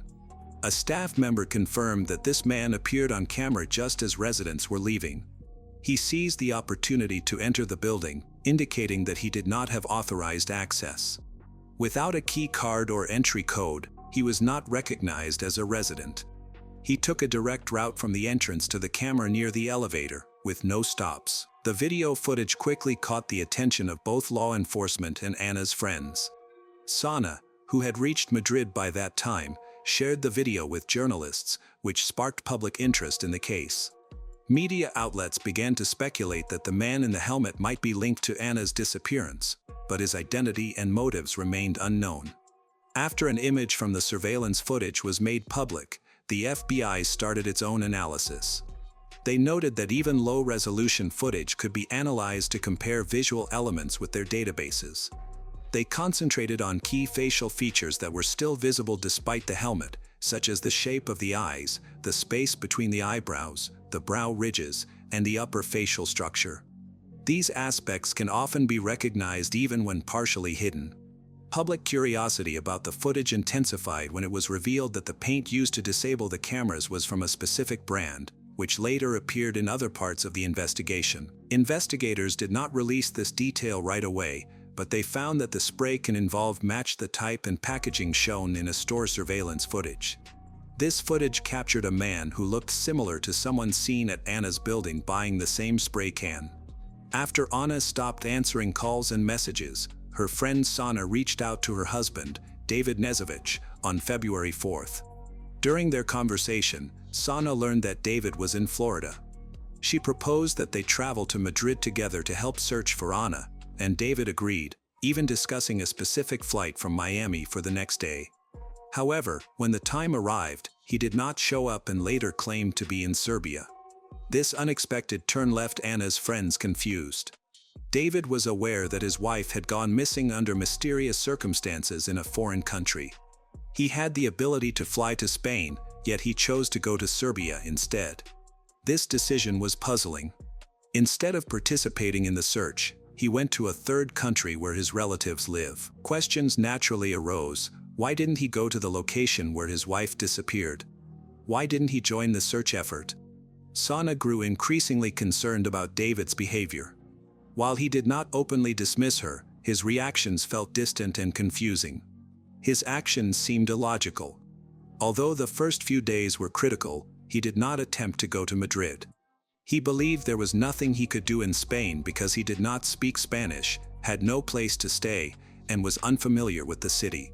His lawyer supported this view, explaining to reporters that going to a country without any local connections would not be useful. He also mentioned that David was worried about Anna's disappearance but felt that being there in person would not make a difference. After Anna went missing, David hired a lawyer in Florida. The lawyer reported that David had been in contact with the FBI and had shared all necessary information, including credit card statements and his efforts to find legal assistance in Spain. However, none of these actions involved him participating in the search directly. Despite providing some information, David stayed distant and avoided making any public comments. After Florida police confirmed that David reported a theft in January, several questions emerged. He alleged that $5,000 in cash and personal items were stolen from his unlocked car. In the morning, he found the passenger door slightly open. Security cameras near his home did not capture the theft, and the police could not identify any suspects. Although there was no initial connection to Anna's case, the report became suspicious in light of subsequent events. David's trip to Serbia created further controversy. He asserted that he left the U.S. before Anna's disappearance and remained abroad during that time.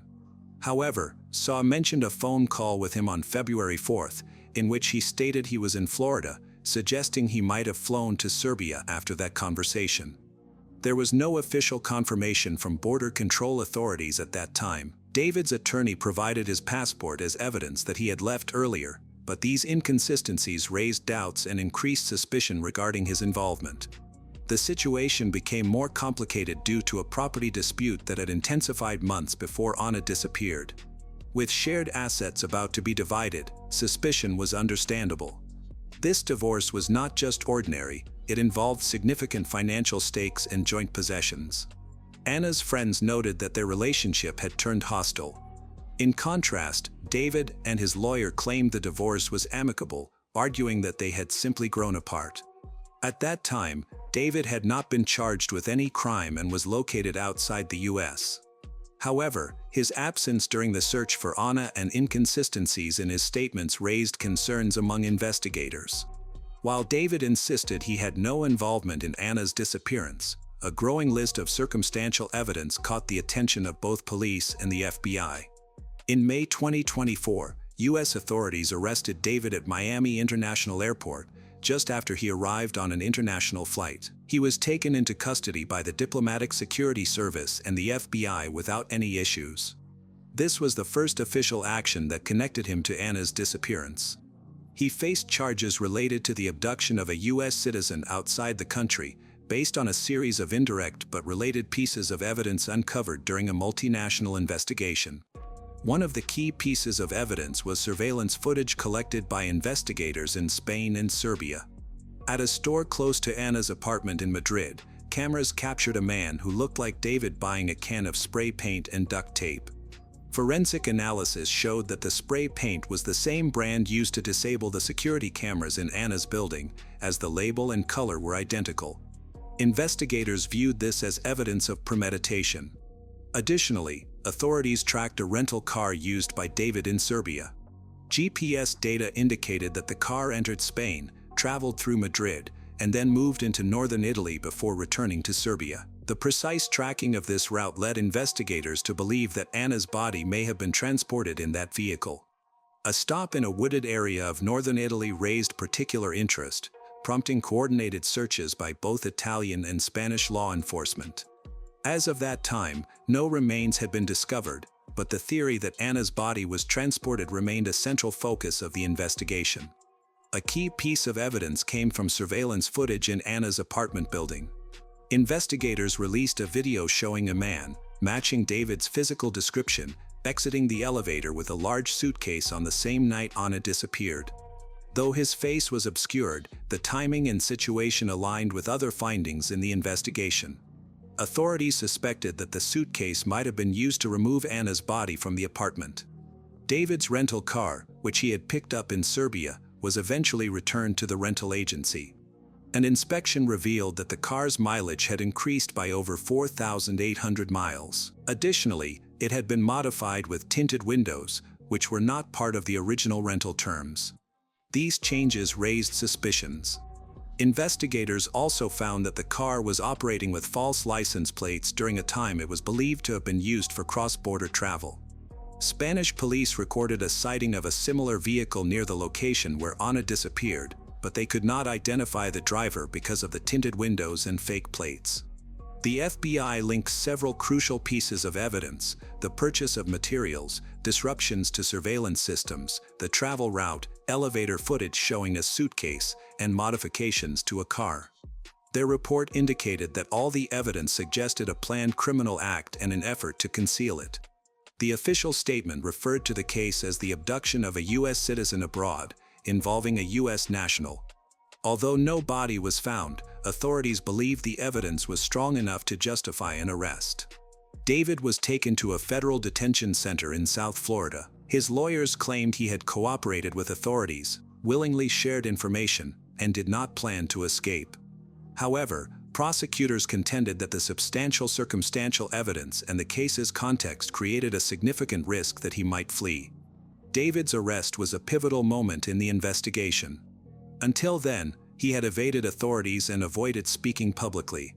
Now, he was the focus of a federal case. The next step was to decide if he would remain in custody until the trial. After his arrest in Miami, David's first court appearance centered on his request for bail.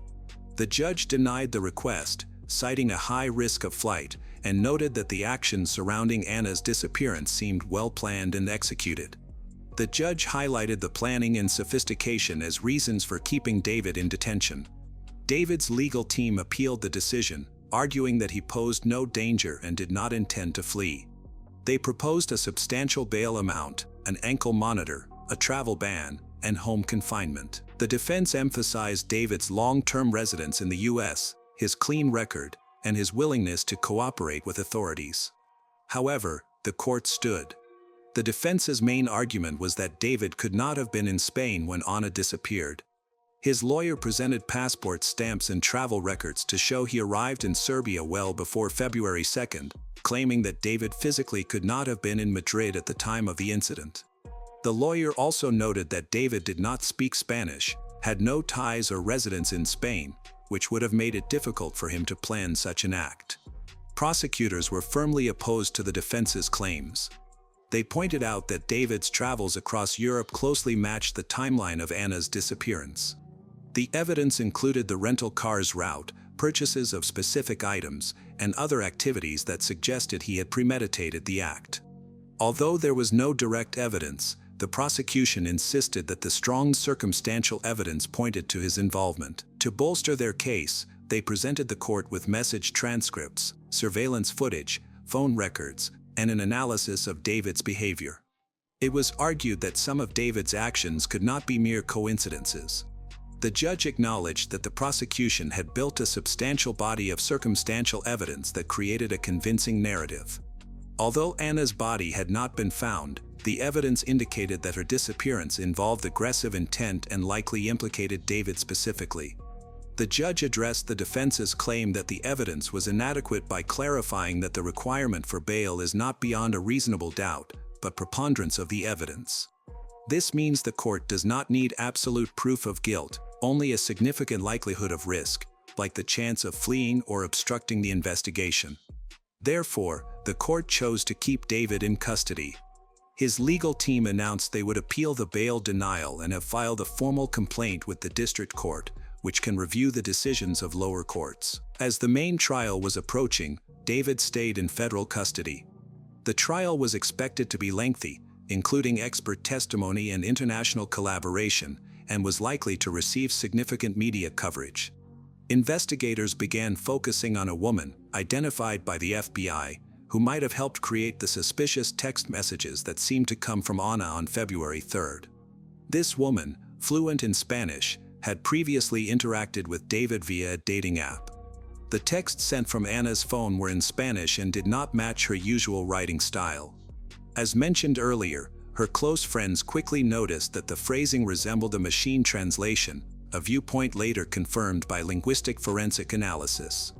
The defense maintained that there was no direct evidence linking David to the crime.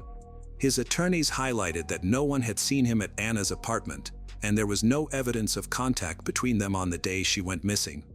They also questioned the reliability of surveillance footage that showed a man with a suitcase, arguing that it could depict someone else, as the resemblance was not conclusive. Additionally, they emphasized that there had been no official confirmation of Anna's death through forensic evidence. On April 28, 2025, it was reported that David Nezovich, who had been charged with the abduction and presumed death of his wife, Anna, was found dead in his cell at a federal detention center in Miami. His attorneys stated that he took his own life, and no suicide note was discovered. At the time of his death, he had been held without bail while awaiting trial.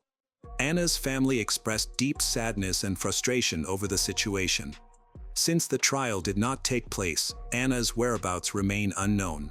Her loved ones believe that David took the answers about what really happened on the night she disappeared with him. In May 2023, police in Spain received a troubling call from a peaceful neighborhood in Torremolinos. Inside one of the apartments, they found the body of a young woman who had been stabbed multiple times. The suspect managed to escape but was caught a few hours later at a nearby cafe. However, this tragedy was just the starting point for a string of discoveries that connected to a case that had remained unsolved for 9 years. Behind the wall of a different apartment, investigators uncovered evidence that stunned even the most seasoned forensic professionals. In 2011, Sabora Gagani lived with her boyfriend Marco Gayo Romeo in a small house in Torremolinos, Spain, close to the beaches. On the surface, their life appeared stable. Sabora worked as a waitress, and Marco was a chef. She frequently called her mother, Elisabetta, to reassure her that everything was fine. However, beneath this facade of stability were serious issues that became more apparent over time. When Elisabetta visited, she could immediately sense the tension in their home. Arguments between Sabora and Marco happened even in front of her. Elisabetta noticed that Sabora often tried to excuse Marco's jealousy and anger, attributing them to temporary difficulties. Yet, Elisabetta believed that their problems were much deeper than everyday challenges. Just 2 years ago, Sabora was a very different person. Sabora was born on September 14, 1991, in Albania. She was known for her vibrant and cheerful nature from an early age. After her parents divorced, her mother, Elisabetta, relocated with her children to Rome, Italy, where they began anew. Sabora quickly became well-liked by her peers, earning the nickname Tibby because of her lively and warm personality. Despite facing financial difficulties, she was determined to help her family. She began working as a waitress at a young age but never lost sight of her dreams. Her natural beauty, slim figure, and success in a local beauty contest opened doors to the modeling industry. However, her greatest aspiration was to become a teacher, as she truly loved working with children. Things started to change when Sabora turned 18. At a cafe, she met Marco, a 31-year-old man whose charm and confidence immediately attracted her. At that time, she knew very little about him. He was divorced, had a sister, and seemed eager to start anew. However, beneath this appealing exterior was a troubled past. Marco had a reputation for aggressive behavior and issues with substance abuse, which had led to multiple encounters with the police. Despite these red flags, Sabora was drawn to his charisma and chose to ignore the warnings.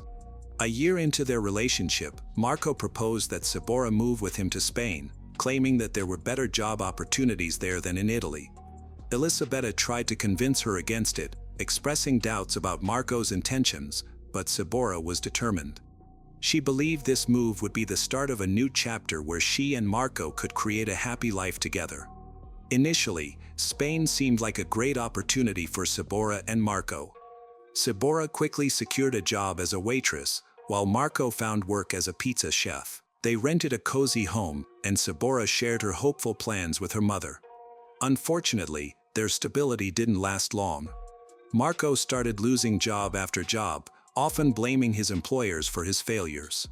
His frustration and jealousy intensified, leading to a rise in his aggressive behavior, which escalated from small disagreements to serious conflicts. When Elisabetta visited Spain to check on Sabora, she was taken aback by the situation. Sabora, once vibrant, confident, now appeared withdrawn and subdued. Marco showed his irritation openly in Elisabetta's presence. Their arguments became louder. Despite these significant issues, Sabora continued to defend Marco, reassuring her mother that everything would get better. Those who knew Sabora were confused about why she ignored the warning signs in her relationship. She may have looked to Marco for the support and stability she missed during her childhood. When her family moved from Albania to Italy, they faced many challenges. Elisabetta worked hard to create a better life for her children, but Sabora had to take on adult responsibilities at a young age. Her relationship with Marco seemed like a way to fill the emotional gap, but instead, it added more stress. Life in Spain was becoming increasingly difficult for Sabora as her youthful dreams faded away. In July 2014, Sabora Gagani vanished unexpectedly, leaving her family in despair. The last time she was heard from was through a text message to Marco, her ex-partner, on July 7th. After that, her phone was off and her social media accounts were inactive, which was not typical for her. Earlier, Sabora had told her mother she had finally broken up with Marco, moved into a new apartment, and felt a sense of freedom. She compared it to a butterfly emerging from its cocoon. However, her abrupt silence worried everyone. The situation became even more puzzling when Marco showed up unexpectedly at Elisabetta's home in Italy. He tried to act like a concerned and remorseful man, claiming to care about what had happened.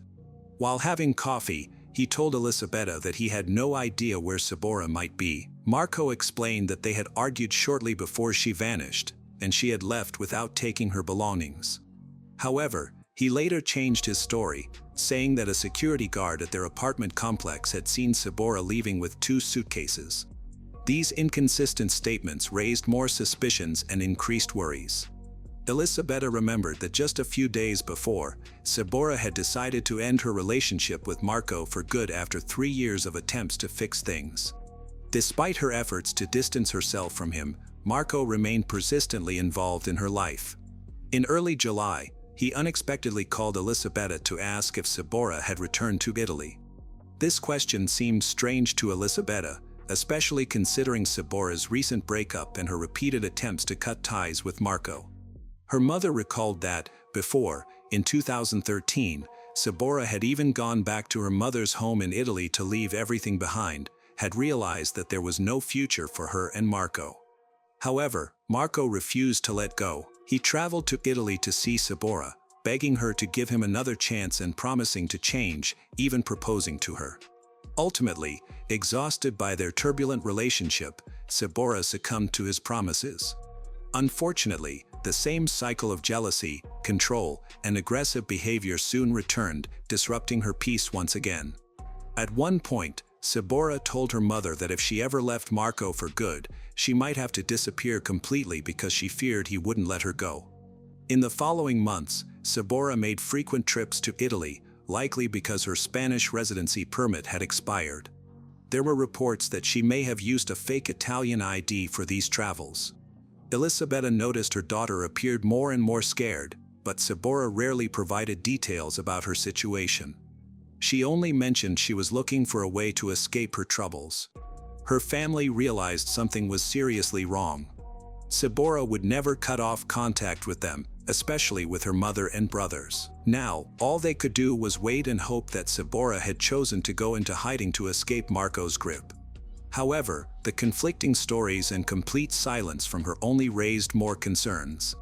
By 2015, the investigation into Sabora's disappearance had not made significant progress, despite the efforts of her family and law enforcement.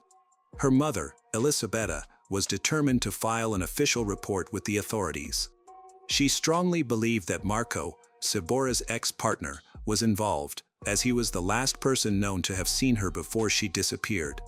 His behavior during the investigation only deepened suspicions. When questioned, Marco stuck to his story, claiming that Sabora left their home after an argument, after that they lost contact with each other. However, many of her personal items, including clothes and identification, remained in the apartment, which was strange. Despite his claims, Marco never reported her missing to the police. Instead, he claimed he tried to find her himself by printing and distributing flyers in their neighborhood. He also provided conflicting theories about where she might be, suggesting at one point that she had traveled to Argentina or had been seen with an unknown man with whom she allegedly had a confrontation. These statements were inconsistent and lacked credible evidence. Elisabetta, feeling distrustful of Marco, took matters into her own hands to find her daughter. She contacted the media and a specialized organization that helps raise awareness about missing persons cases. As a result, photos of Sabora and requests for information started appearing in both Italian and Spanish news outlets. However, these efforts did not lead to any new information. While Sabora's family continued to search for answers, Marco seemed to be living a fairly normal life. He changed his appearance by shaving his head and growing a beard, likely to avoid drawing attention. During this period, he entered into 2 new relationships, both of which ended due to the women complaining about his aggressive behavior. Nevertheless, Marco stayed in Spain, frequently going to the gym and joining a shooting club, which concerned those who knew his background. Sabora's family refused to lose hope.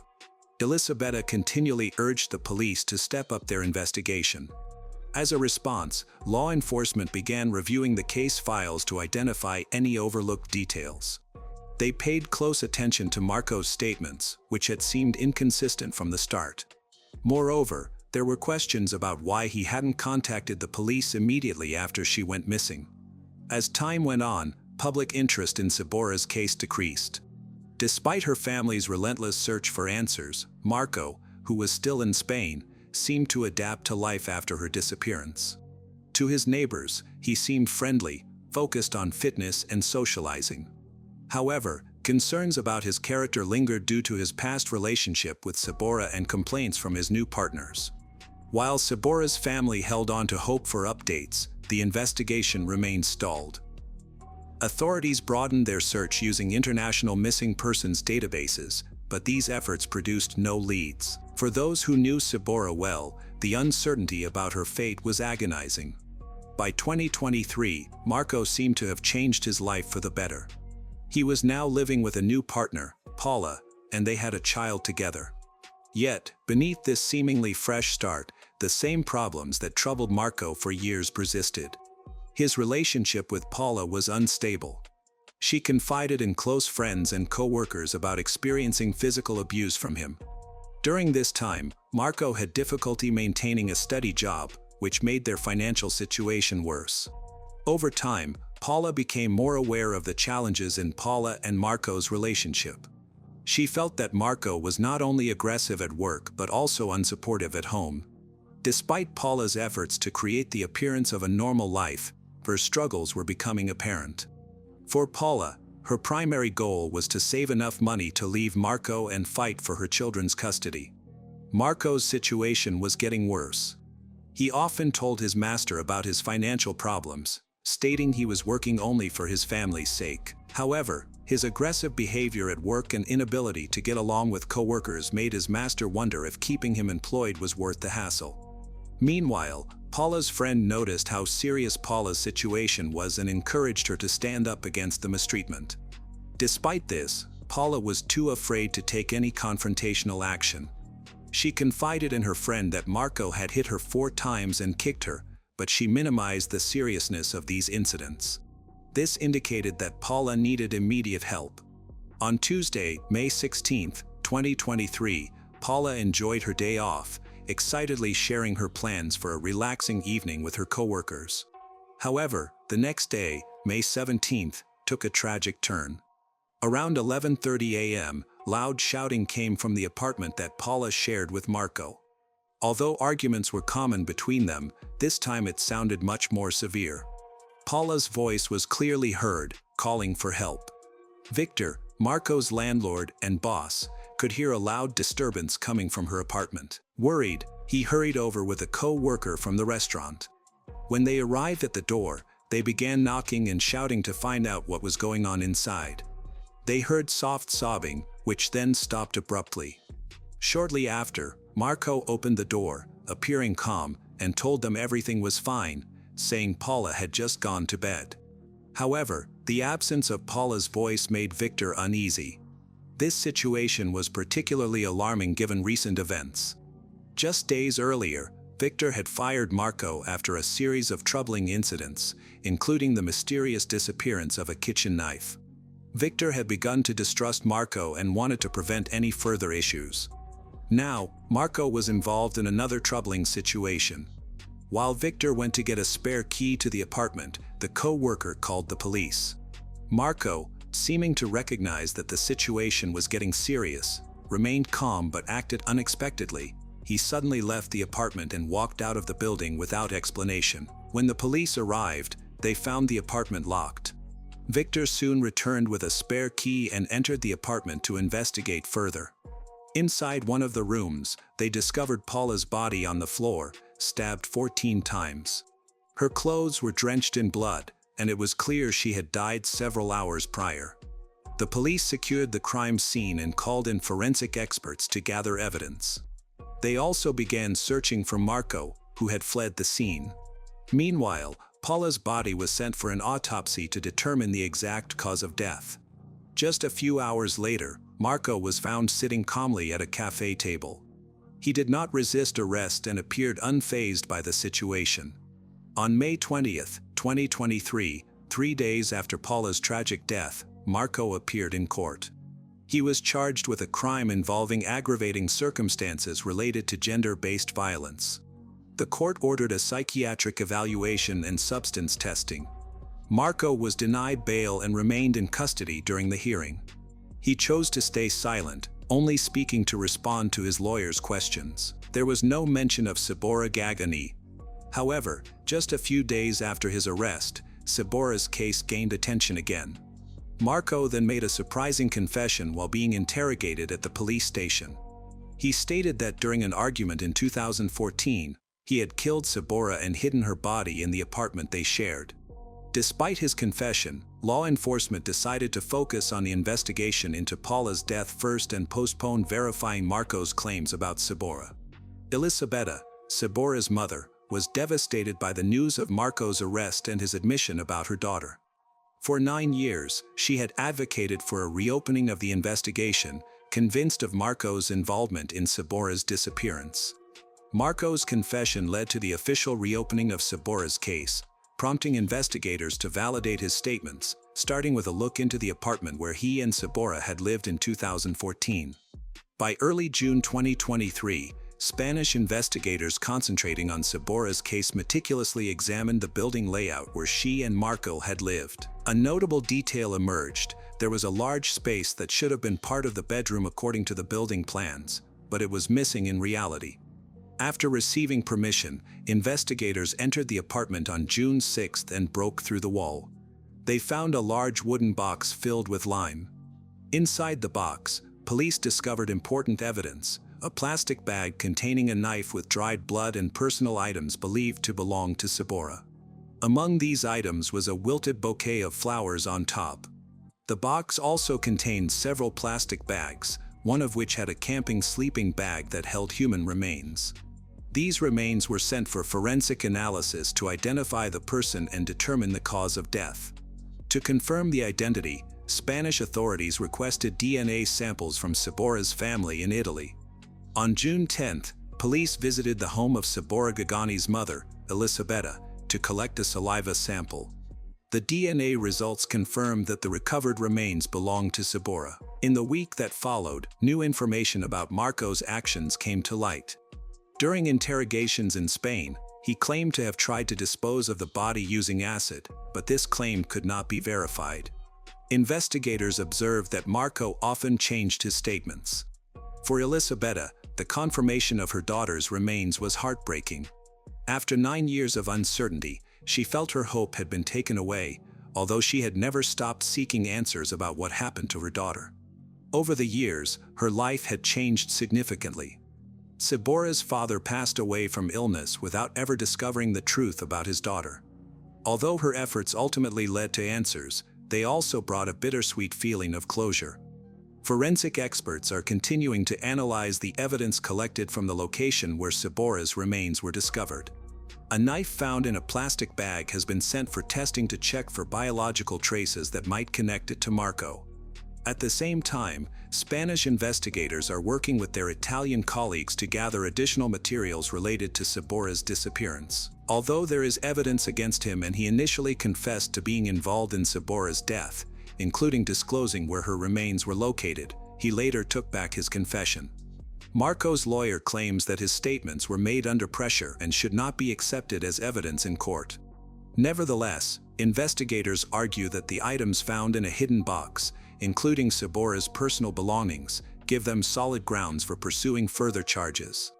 The investigation into Paula's death is still active, with Marco as the main suspect. In January 2024, several months after the discovery of Sabora's remains, her family was finally able to hold a burial after all forensic examinations were completed. Her remains were returned to her loved ones in Italy, where friends and family gathered to say their final goodbyes. As a tribute, they released balloons into the sky, each carrying heartfelt messages of hope and farewell.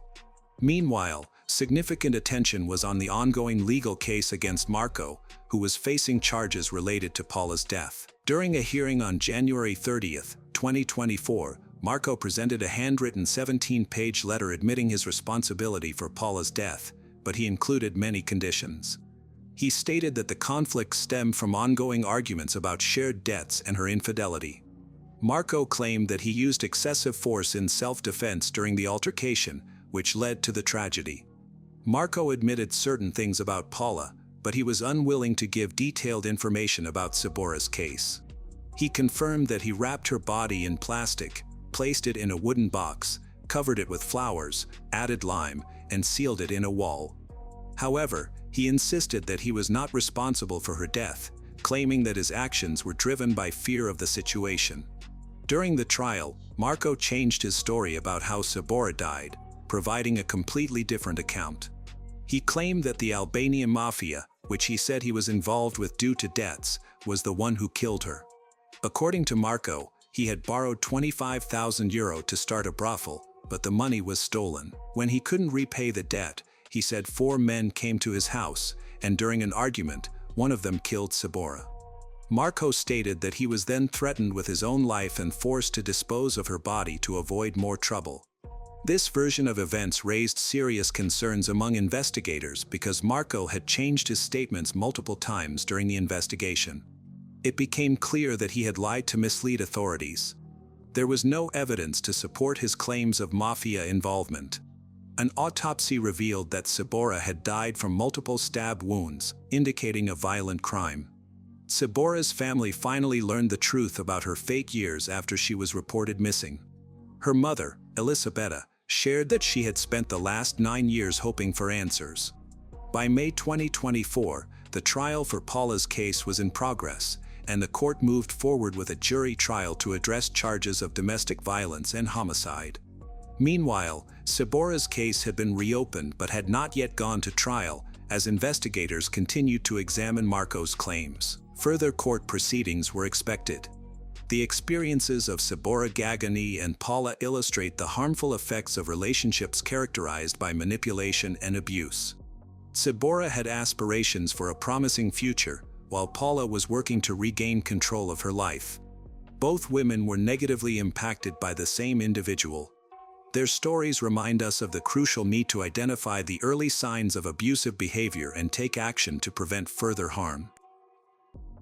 On June 28, 2023, local authorities in Andover received a call from a worried resident. The caller was concerned about his elderly neighbor, Stuart, who had not been seen outside for several days. Stuart was known for his regular routine and interactions with others, making his sudden disappearance concerning. His front door was closed, and he had missed his usual walks. Officers were sent to the location, and after getting legal permission, they entered the house. Upon entering, they were immediately greeted by a strong odor.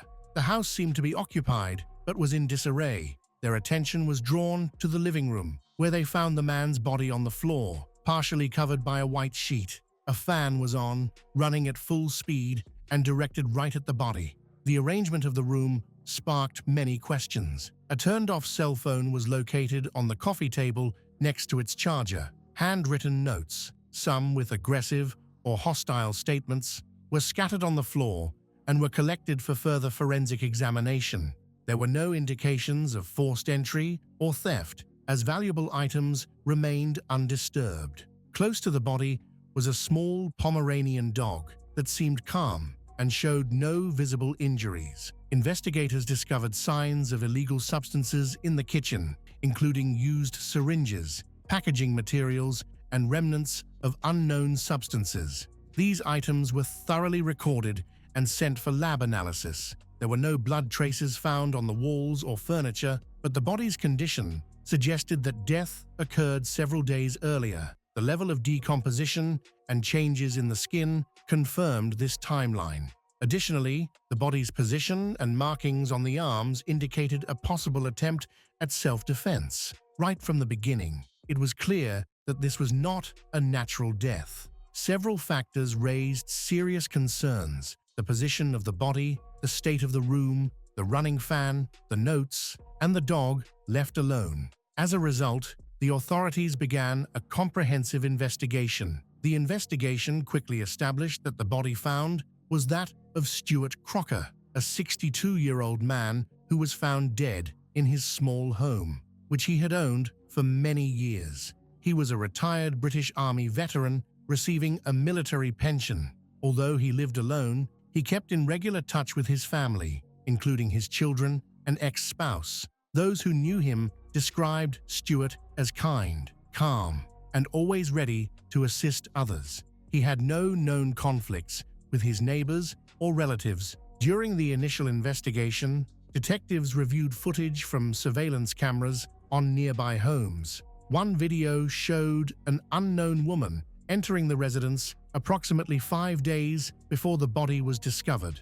After her departure, there were no recordings of anyone else entering the home. Interviews later showed that a few weeks before his death, Stuart had permitted a woman to stay with him. His family did not know the details about how she came to be there. He had only briefly mentioned that he was helping out an acquaintance who had no place to stay. None of his relatives remembered her name, and there was no further information available. According to his ex-wife, Stuart referred to this situation as providing temporary help to someone in need, but he did not explain their relationship further. Neighbors reported seeing a young woman at the house, frequently with a dog, smoking on the porch. They mentioned an increase in noise, including occasional shouting, but no specific aggressive incidents were observed. Her behavior appeared odd. She often arrived and left at irregular hours, came back with shopping bags, talked on the phone a lot, and sometimes filmed herself. During the investigation of the cell phone found at the scene, detectives discovered an active TikTok account belonging to the woman who had been living with Stuart Crocker in the weeks before his death. The account named Winter contained numerous videos posted throughout June 2023, some of which were uploaded after the estimated date of Crocker's death and were clearly recorded in the room where his body would later be found. In one video, Winter spoke directly to her viewers, introduced herself, and mentioned that she was taking a break from posting. With a casual smile, she concluded her message by saying she has been a bad girl, appearing carefree as if nothing serious had occurred. In a separate video, she expressed that she felt hungry and mentioned she was going out to buy groceries. The setting matched the area where Crocker's body was discovered. Location data and footage from neighborhood security cameras confirmed that she did leave the house after recording the video. She went to a nearby grocery store where she bought food and a leash for her small dog. A witness at the store observed her talking to a man she seemed to know. During their conversation, she claimed she would soon be famous, saying, "People are going to hear about me." She appeared calm and relaxed, showing no signs of panic or any intention to escape. On social media, Winter often shared her love for a small Pomeranian named Oblivion. The dog regularly appeared in her videos and captions. She mentioned that she loved the dog more than people, referring to it as the only one you can trust. Videos featuring the dog continued to be shared even after Crocker's death. suggesting that she may have stayed in the home for several days after the incident. Her phone not only contained videos, but also several messages, including drafts of letters to a man named Edward Jones, 44. In these messages, she detailed the incident and took full responsibility for Crocker's death, mentioning that she stayed near the body while writing. She also expressed her intention to write a book about her experience, believing it would bring her fame and money. The messages convey a boastful tone, with no indication of remorse or mention of self-defense. The investigation also included video clips showing Winter trying to provoke Crocker into a conversation by asking unrelated questions to elicit specific responses. In the videos, Crocker appeared confused and did not show any aggression, frequently stating that he didn't understand what was happening. None of the footage revealed any hostile behavior from him. Investigators created an initial understanding of the events based on the evidence they gathered. Following Crocker's death, Winter continued to reside in his home, using his belongings without hesitation and posting about it online. Winter Swan Miller was born on November 13, 1986. Her mother worked diligently to support them, aiming to create a stable and calm home despite financial challenges. Winter later reflected positively on this time, noting that her mother was her primary source of support and her closest companion. Her father was not present in her life until she was about 7 years old. He re-entered her life unexpectedly. He lived in Cornwall, far from her home, but started taking her during school breaks. Unfortunately, instead of being caring, these visits caused her emotional distress. He often made hurtful comments, criticizing her appearance and expressing disappointment in her. These negative remarks damaged her self-esteem and made her feel rejected, insecure from an early age. To gain her father's approval, Winter tried changing her appearance, thinking it would make him accept her. However, he remained indifferent. At school, she faced bullying, social pressure, and loneliness. During this time, her emotional struggles became evident as she withdrew from social interactions, lost interest in school, and started skipping classes. Instead of helping her, her father made things worse by promoting aggressive behavior, escalating conflicts, and reinforcing negative beliefs. The most concerning incident happened when he took her away without her mother's permission. For almost 5 months, no one knew where she was. When Winter came back, she was in very poor condition, both physically and emotionally. She later spoke about having experiences during that time that were clearly wrong and have left her with lasting emotional wounds. From her perspective, her father's behavior indicated troubling intentions that were far from what a caring parent would show. Although these allegations were never officially recorded, the psychological effects were clear. After she was reunited with her mother, she lost all contact with her father, but the harm had already been done.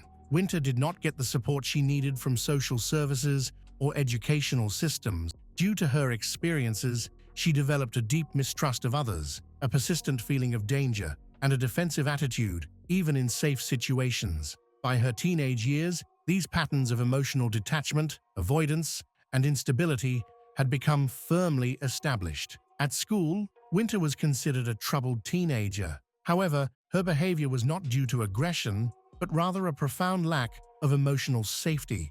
The traumas she experienced were never adequately addressed, leading to instability that went unnoticed at the time. By the age of 15, Winter had entirely withdrawn from the formal education system. After numerous absences and worsening conflicts at school, she decided to stop her studies altogether. Although her mother attempted to support her education through home tutoring, outside influences had already eclipsed their efforts. Winter found herself surrounded by banned substance, inappropriate behavior, and relationships with much older individuals. At 14, she became involved with a man in his mid-20s who was over a decade older than her. This relationship had a clear power imbalance. He manipulated her psychologically, controlling her daily choices and appearance. He often made demeaning comments, highlighting her flaws, making her feel inadequate. Instead of support, she experienced constant criticism and emotional isolation. To manage her rising internal stress, Winter increasingly turned to banned substance. What started as casual use quickly escalated into a regular habit and eventually addiction. Her efforts to quit often resulted in setbacks, making it harder for her to navigate daily life and maintain emotional stability. During this period, Winter also began changing partners frequently. These relationships became more about transactions such as housing, financial assistance, or using banned substance together than genuine emotional connections. This pattern created a cycle of instability that she couldn't break free from. In 2009, at the age of 23, Winter was involved in a legal case after being charged with causing bodily harm.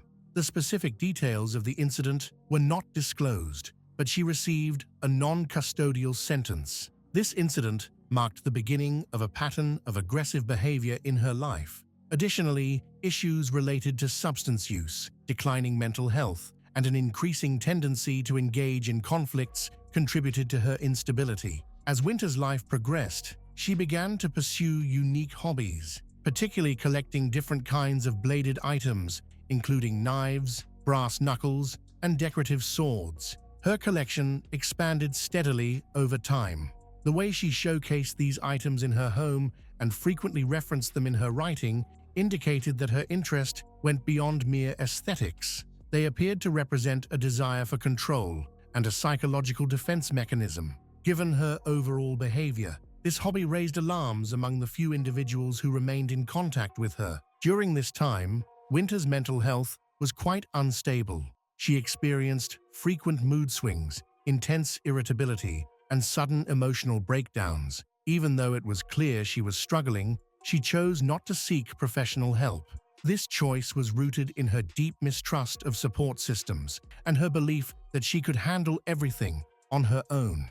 While this showed her desire to stay in control, it also meant she missed out on important support that could have helped her. As Winter approached a new chapter in her life, she found herself in a vulnerable state. She struggled with unstable relationships, frequent substance use, legal issues, and growing feelings of isolation and inner conflict. About a year after her first legal troubles, Winter experienced a brief period of stability in her life, which coincided with the start of her relationship with a woman. Friends noted that this was the first time Winter had a long-term, stable partnership. Their relationship developed slowly and steadily, without any public drama or sudden changes. Her partner was older and had a calm personality.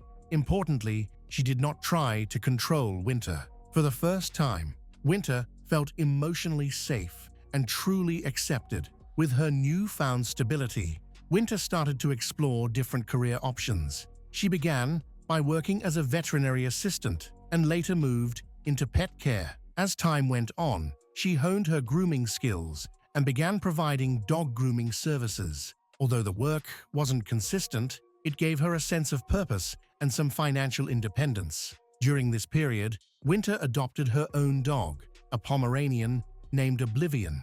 She frequently posted photos and videos of him, often expressing that she trusted him more than other people. Winter lived with her partner for approximately 5 years. During this period, she avoided serious legal issues, maintained a small group of friends, and rarely discussed her past. Former acquaintances noted that she appeared calmer and more reserved. However, she did not completely cease using illegal substances. Although it happened less often, it continued to be her method of dealing with stress and anxiety. Her partner's unexpected passing had a profound impact, primarily due to her rapid decline in health. This loss was a significant turning point for Winter. For a long time, she struggled to manage her emotions, turned back to substance use, distanced herself from others, and stopped following her usual routines. During this difficult period, she increasingly sought refuge in digital platforms, particularly TikTok. Her content included a mix of short videos, dancing, lip-syncing, appearances with her dog, and often provocative clips. Occasionally, she would share authentic moments, personal thoughts, emotional outbursts, pleas for help, and feelings of loneliness. As a result, her account quickly gained thousands of followers. The attention, especially from male viewers who complimented her and sent numerous messages, temporarily elevated her self-esteem and made her feel seen. She actively interacted with her audience, fostering engagement. On TikTok, Winter created an alternate persona that appeared confident, vibrant, and daring, while in reality, she was dealing with a severe internal crisis. As her dependency increased, her social media posts became less stable and more chaotic. She began appearing on camera in loungewear, often showing clear signs of emotional exhaustion. Concerned viewers left worried comments on her videos, but Winter usually did not reply. Although it may have looked like she was trying to rebuild her life, it was really an escape from reality. During this period, she became involved in events that would eventually gain significant public attention. By early 2023, Winter was struggling with social and psychological issues. She lacked a reliable income, continued to use illegal substances, and often stayed overnight at various friends' homes. During this difficult period, she met Stuart Crocker, a kind-hearted older man living alone in Andover. They were introduced through a mutual friend involved in informal substance use circles. When Winter shared her situation of being homeless and facing threats from others, Stuart generously offered her a place to stay temporarily. Soon after, Winter moved in with her dog. Stuart willingly helped take care of the pet. The first few days of their cohabitation seemed peaceful. She prepared meals, chatted with him, and took charge of household chores, which seemed like a way of showing appreciation for her accommodation. However, things soon changed. Winter began to involve herself in aspects of Stuart's life that went far beyond their original agreement. At the same time, Stuart's communication with his family started to fade. His sons and ex-wife became increasingly worried as they noticed his spending was rising and his regular contact had almost ceased. When they voiced their concerns, Stuart simply said he was helping someone in need and dismissed their criticism. Attempts by his family to talk to him directly were often blocked by Winter. Over time, Winter began managing Stuart's finances and personal matters. She took care of paperwork for his benefits, used his bank cards, and made purchases, many of which were for her own needs. Although she presented her actions as support and assistance, they actually indicated complete control over his life. In the final weeks of Stuart Crocker's life, he became entirely dependent on someone he thought he could help. During this time, there is no evidence of him showing aggressive behavior or making threats. On June 23, 2023, a significant incident occurred at Stuart Crocker's home. The dispute began between Stuart and Winter when she accused him of giving her dog away to strangers, a claim that turned out to be false since the dog was later found unharmed at home. The argument escalated when Winter attacked Stuart with a sharp object, causing multiple injuries mainly on his back, chest, and neck by 26 stab wounds. Defensive wounds on his hands indicated he tried to fend her off. After the initial assault, Winter further restricted his breathing using a handbag strap. The cause of death was identified as a combination of blood loss and mechanical asphyxiation. After the incident, Winter stayed at the scene. She covered Stuart's body with a white sheet, turned on the TV and a fan to direct air at the area, and remained in the house for several more days. On the same day, Winter invited a new friend into the house. Even with Stuart's body present, they reportedly used illegal substances together and recorded videos. The next day, they left town and went to Birmingham, where they stayed hidden for 5 days. Winter Swan, Miller 37, was arrested on June 30th without any resistance. The man who was with her at the time of her arrest had no involvement in the crime. He was briefly questioned about unrelated charges concerning the unauthorized use of Crocker's bank cards, but was released soon after. Winter was taken into custody, but during interrogation, she did not cooperate, replying no comment to every question. The investigation collected a significant amount of evidence, including surveillance footage, videos from Winter's TikTok account, handwritten notes, audio recordings, letters, and digital communication. Authorities determined that the act was planned in advance. During the trial in 2024, prosecutors presented all the evidence. In an unexpected turn, the defense changed their story. Winter claimed that Stewart had threatened, manipulated, and violated her personal boundaries. However, these claims were not backed by medical records or prior complaints. In her letters, following the incident, she did not mention any mistreatment. Instead, her tone was degrading towards the victim and focused on justifying her own actions. Videos recorded by Winter before the incident contradicted her defense, showing Stewart Crocker as calm, not exhibiting any aggression, and reacting to her confrontational questions with confusion, clearly unaware of the implied accusations. The court found that Winter Swan Miller acted intentionally, motivated by self-interest and personal animosity. She was convicted of intentionally causing death under serious circumstances. The judge sentenced her to 23 years in prison. The sentencing statement highlighted the manipulative and premeditated nature of her actions and dismissed any claims of self-defense. Additionally, the court mentioned that she tried to use the incident for her own publicity. The dog discovered at the scene has been relocated to a new family. Animal welfare authorities report that the pet has adapted well and is now in a safe home. Stewart Crocker's funeral was held privately, attended only by close family.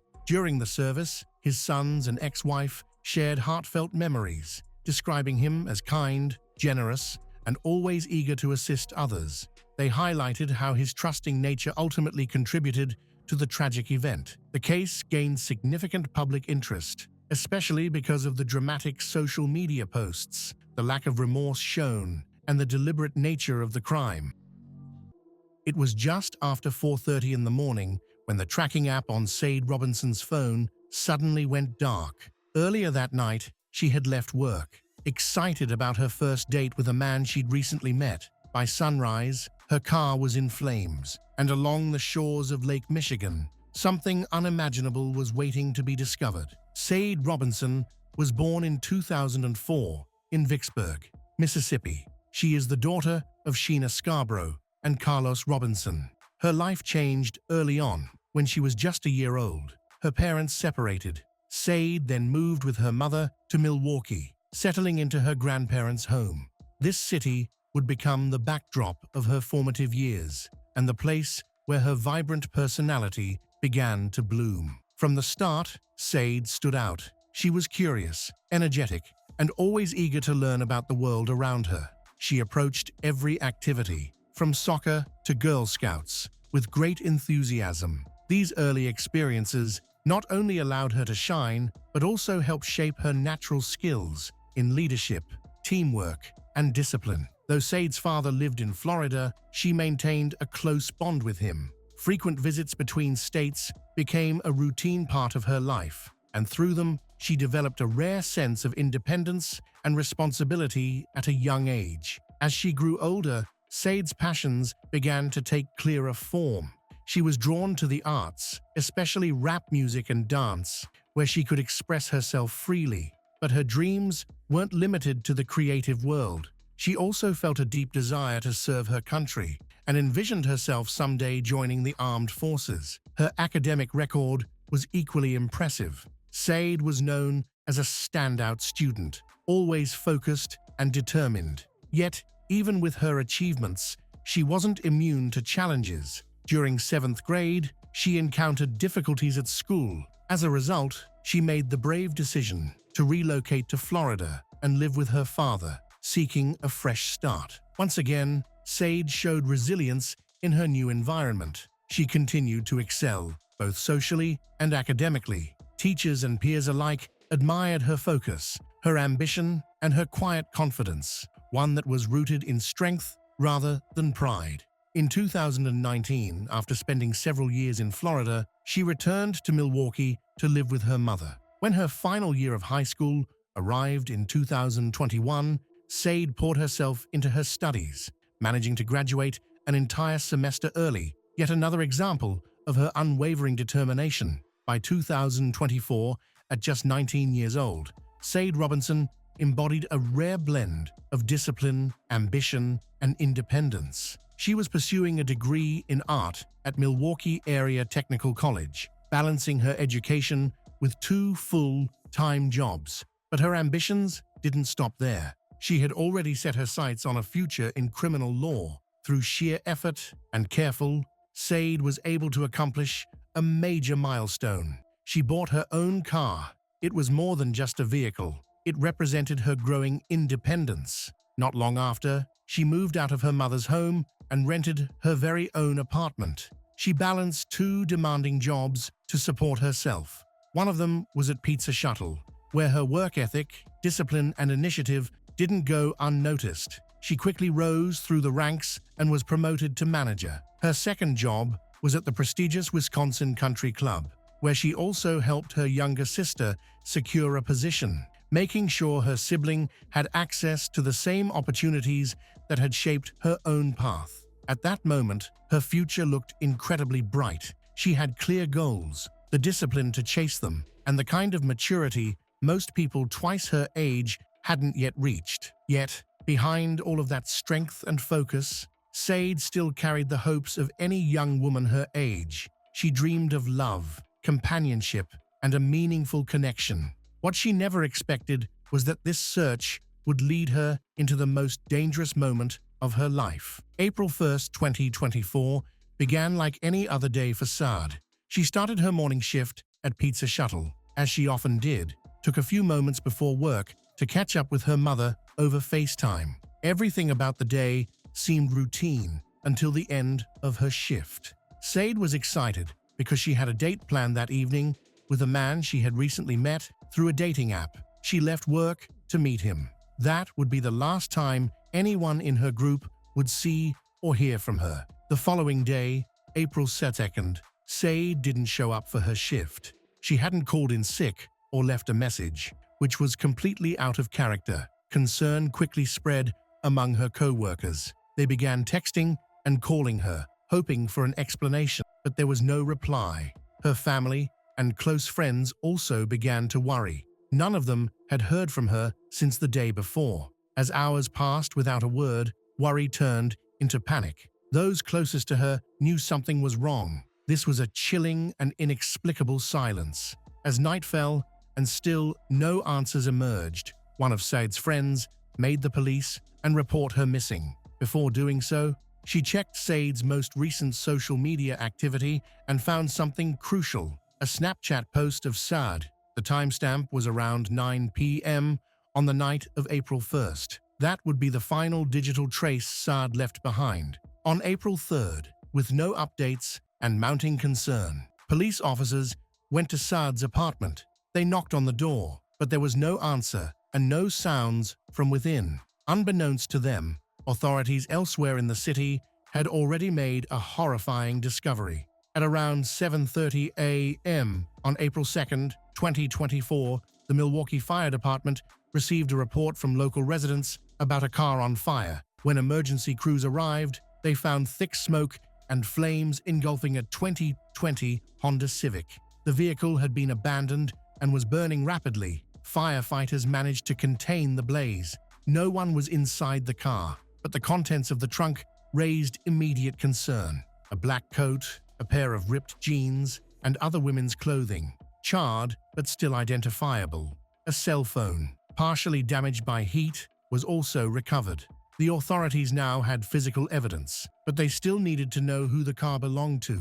That answer would come soon, and it would change everything. Later that same day, Milwaukee County Sheriff's deputies were called to a different location. A man waiting for a friend had been walking along the edge of a park's beach when he stumbled upon something horrifying: a human leg lying near the shoreline. Forensic teams were called in, and after careful analysis, they determined the leg belonged to an African-American female. The remains were dismembered, but the condition of the limbs suggested the crime had occurred recently. As the investigation into Said's disappearance continued, one of the officers who had earlier visited her apartment learned of the discovery of the human remains. The physical description of the remains closely matched the details provided in the missing persons report for Said. Then, a second chilling confirmation arrived. The Honda Civic found burning that morning was registered to Sade Robinson. With the pieces beginning to fall into place,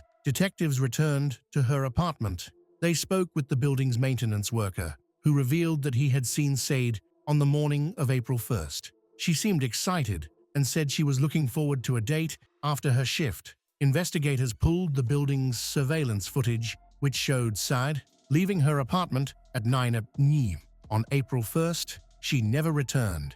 That footage, combined with the evidence from the car and the park, created an urgent new direction for the case. Authorities subpoenaed her phone records from her mobile carrier and traced her last text message to a number with a 262 area code. They didn't yet know who the number belonged to, but the content of the exchange made it clear it was the man she had planned to meet that night. Using that lead, police began cross-referencing phone data with surveillance footage. It soon emerged that Sade and her date had met at a local venue called the Twisted Fisherman. Footage from the bar and witness statements from staff confirmed their presence there that evening. Another key piece of evidence came from the same friend who had filed the missing persons report. She revealed that she had access to Sade's location through an app called Life 360, commonly used to track friends and family in real time.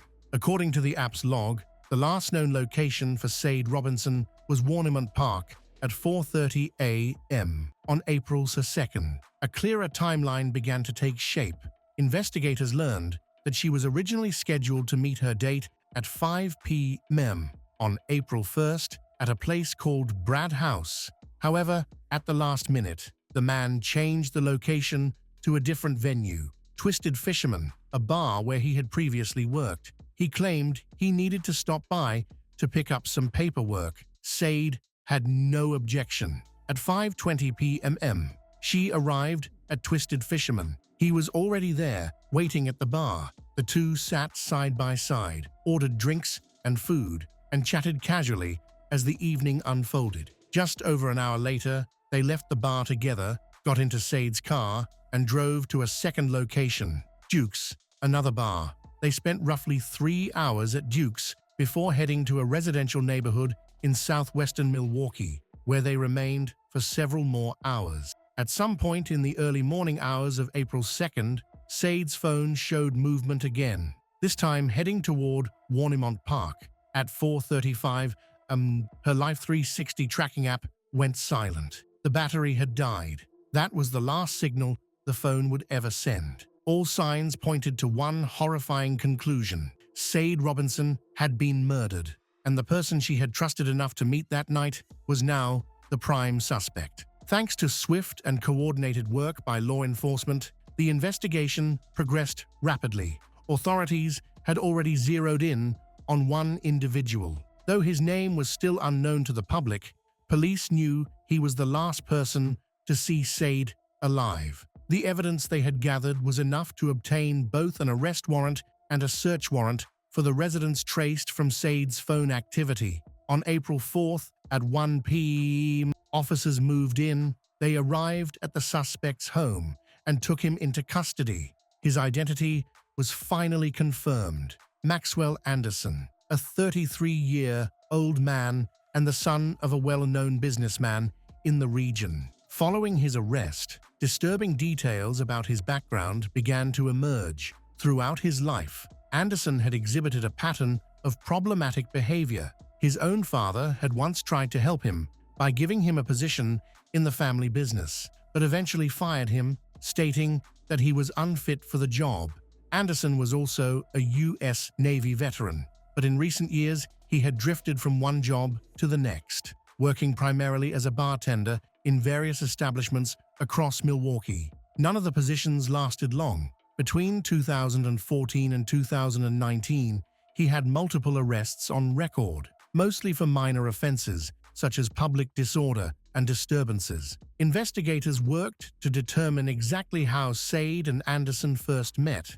The initial assumption was that they had connected through a dating app, but another theory surfaced. They may have crossed paths in person at one of the bars where Anderson had worked. locations that Sade and her friends were known to frequent. Following the arrest of Maxwell Anderson, detectives launched an extensive search of his residence. What they found inside confirmed their worst fears. In one of the bedrooms, investigators discovered bloodstains on the bedding and on a wall leading down to the basement. That area, they soon realized, held even more disturbing clues. Inside the basement, they located multiple gas canisters and electric saws, items that raised immediate suspicion. The basement wasn't just a storage area, it appeared to have been prepared for something dark, something planned. The space, now a central point in the investigation, suggested that the crime against Sade had been both premeditated and executed with chilling precision. The search for evidence did not stop there. On April 6th, just days after the house search, investigators returned to the area where Sade's burned car had been discovered. Just 1 block away, they made another gruesome find: a human foot. The skin tone, size, and pink nail polish matched the severed leg recovered earlier. It belonged to Sade. Meanwhile, detectives continued to comb through surveillance footage near the scene of the car fire. It was here they uncovered a critical piece of evidence. Security cameras captured Maxwell Anderson stepping out of Sade's Honda Civic moments before setting it ablaze. Several bystanders in the area at the time later identified him as the man responsible. After starting the fire, Anderson was seen calmly walking away and boarding a nearby bus. But perhaps the most chilling revelation came from a key witness who knew Anderson personally. Alarmed by the news of Sade's disappearance, this individual immediately went to the police. What they shared would reshape the entire investigation. A month before the crime, on March 5th, Anderson had allegedly described a plan to lure a woman to his basement, shoot her, dismember her body, and scatter the remains across the city. At the time, it seemed like a disturbing joke. In retrospect, it was a blueprint. The witness went on to describe a visit to Anderson's house just days before the murder. The basement, they said, was covered in plastic sheeting. There were 3 saws in plain view, a large tarp, and an area staged with intimate objects, further suggesting the calculated nature of the crime. Authorities feared there could be additional victims and began re-examining other reports linked to Anderson. In February 2024, a woman came forward claiming that after meeting Anderson at a bar, he invited her to his home. Once there, she began to feel unwell, leading her to suspect he had drugged her drink. She escaped before anything could happen. That escape may have saved her life. With mounting evidence, physical, digital, and testimonial, the prosecution built a powerful case. On April 12th, just 10 days after Sade Robinson vanished, Maxwell Anderson was formally charged with first-degree intentional homicide, mutilation of a corpse, and arson to conceal a crime. Though Anderson continued to claim innocence, the case against him was overwhelming. On the morning of June 6, 2025, the courtroom in Milwaukee was silent and tense. Families, reporters, and community members filled every seat. After months of grief, outrage, and unanswered questions, the moment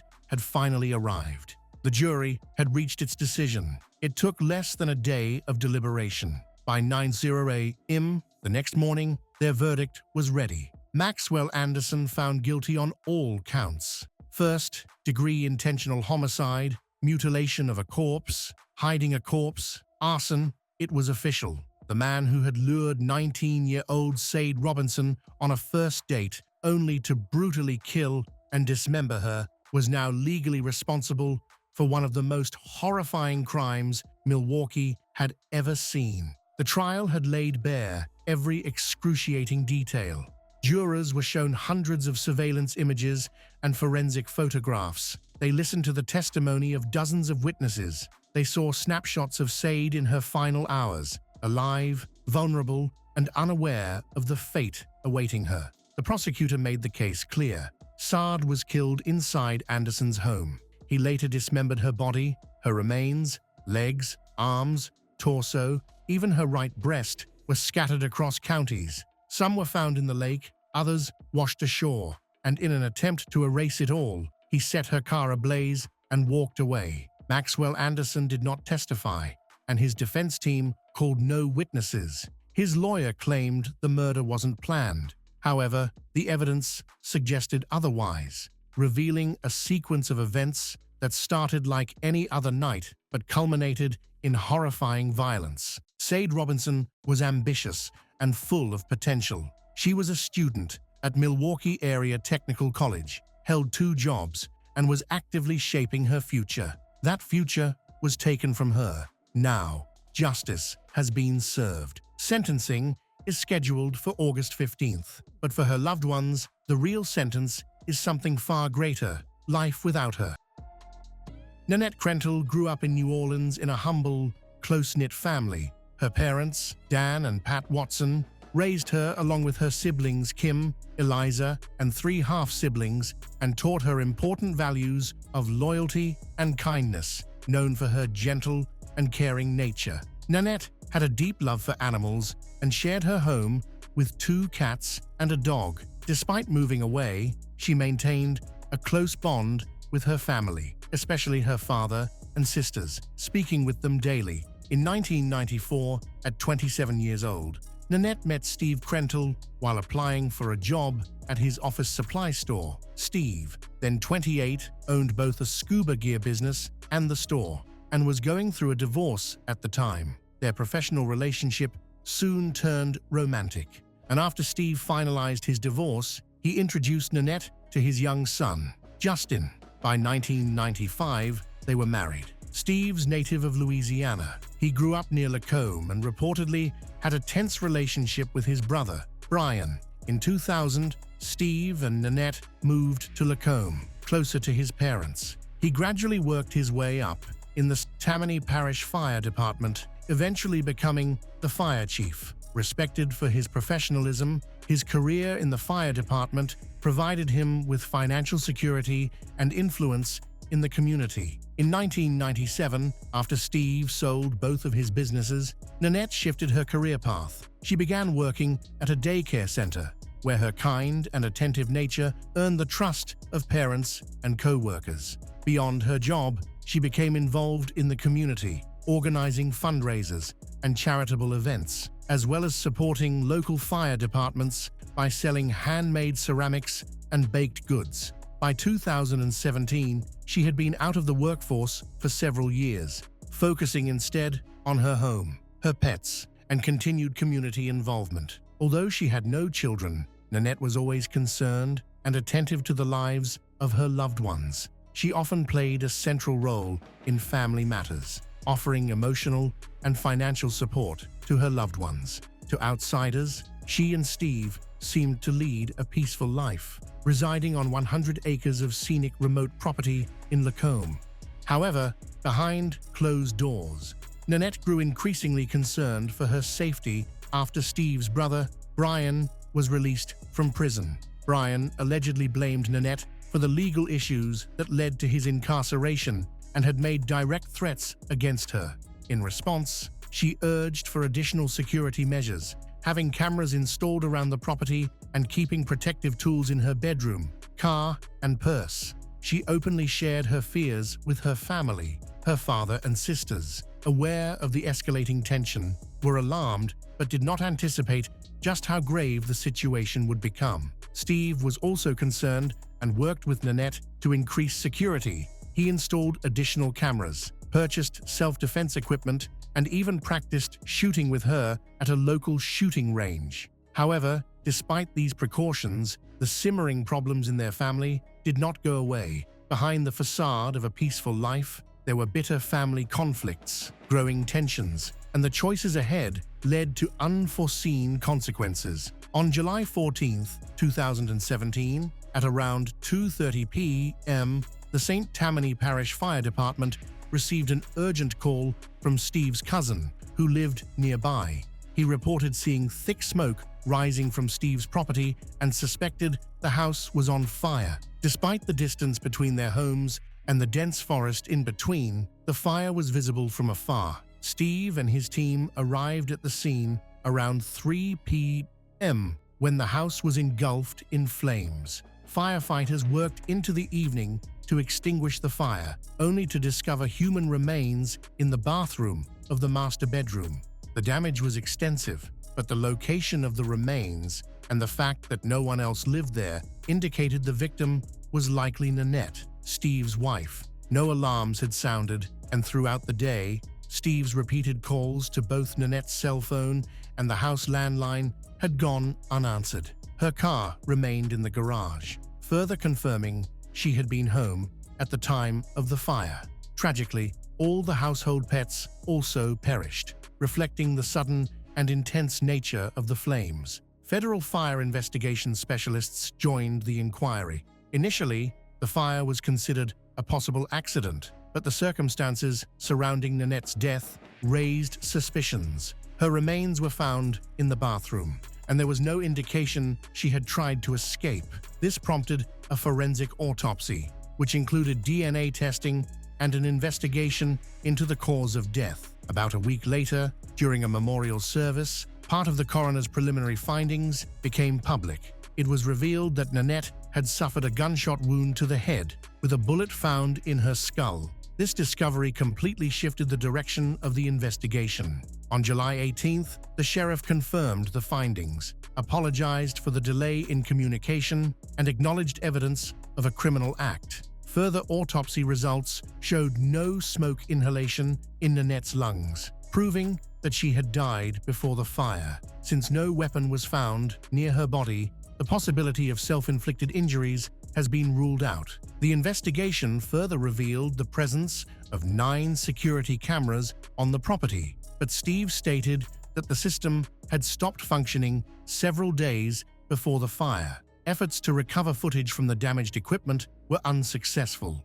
This lack of evidence, combined with forensic findings, suggested the fire had been intentionally set to destroy evidence. Investigators shifted their focus to individuals who might have had both motive and access to the property. However, an official statement confirming foul play in Nanette's death was not released until 4 days after the fire. The family's frustration with the investigation grew, particularly because the coroner had noted the gunshot wound the day after the incident, yet this information wasn't immediately shared with them.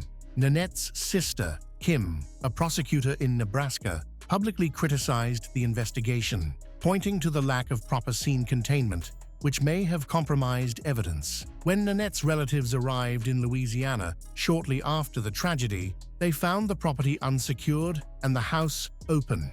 Within 2 days, Steve was allowed to return to the site, raising concerns about evidence being altered or lost. It wasn't until Steve's son, Justin, discovered a fragment of a human skull in the debris that authorities finally secured the scene. The incident has left the public losing confidence in Sheriff Randy Smith's department. While federal investigators conduct an independent analysis, they discovered multiple points of ignition and traces of accelerants, confirming the fire was deliberately set.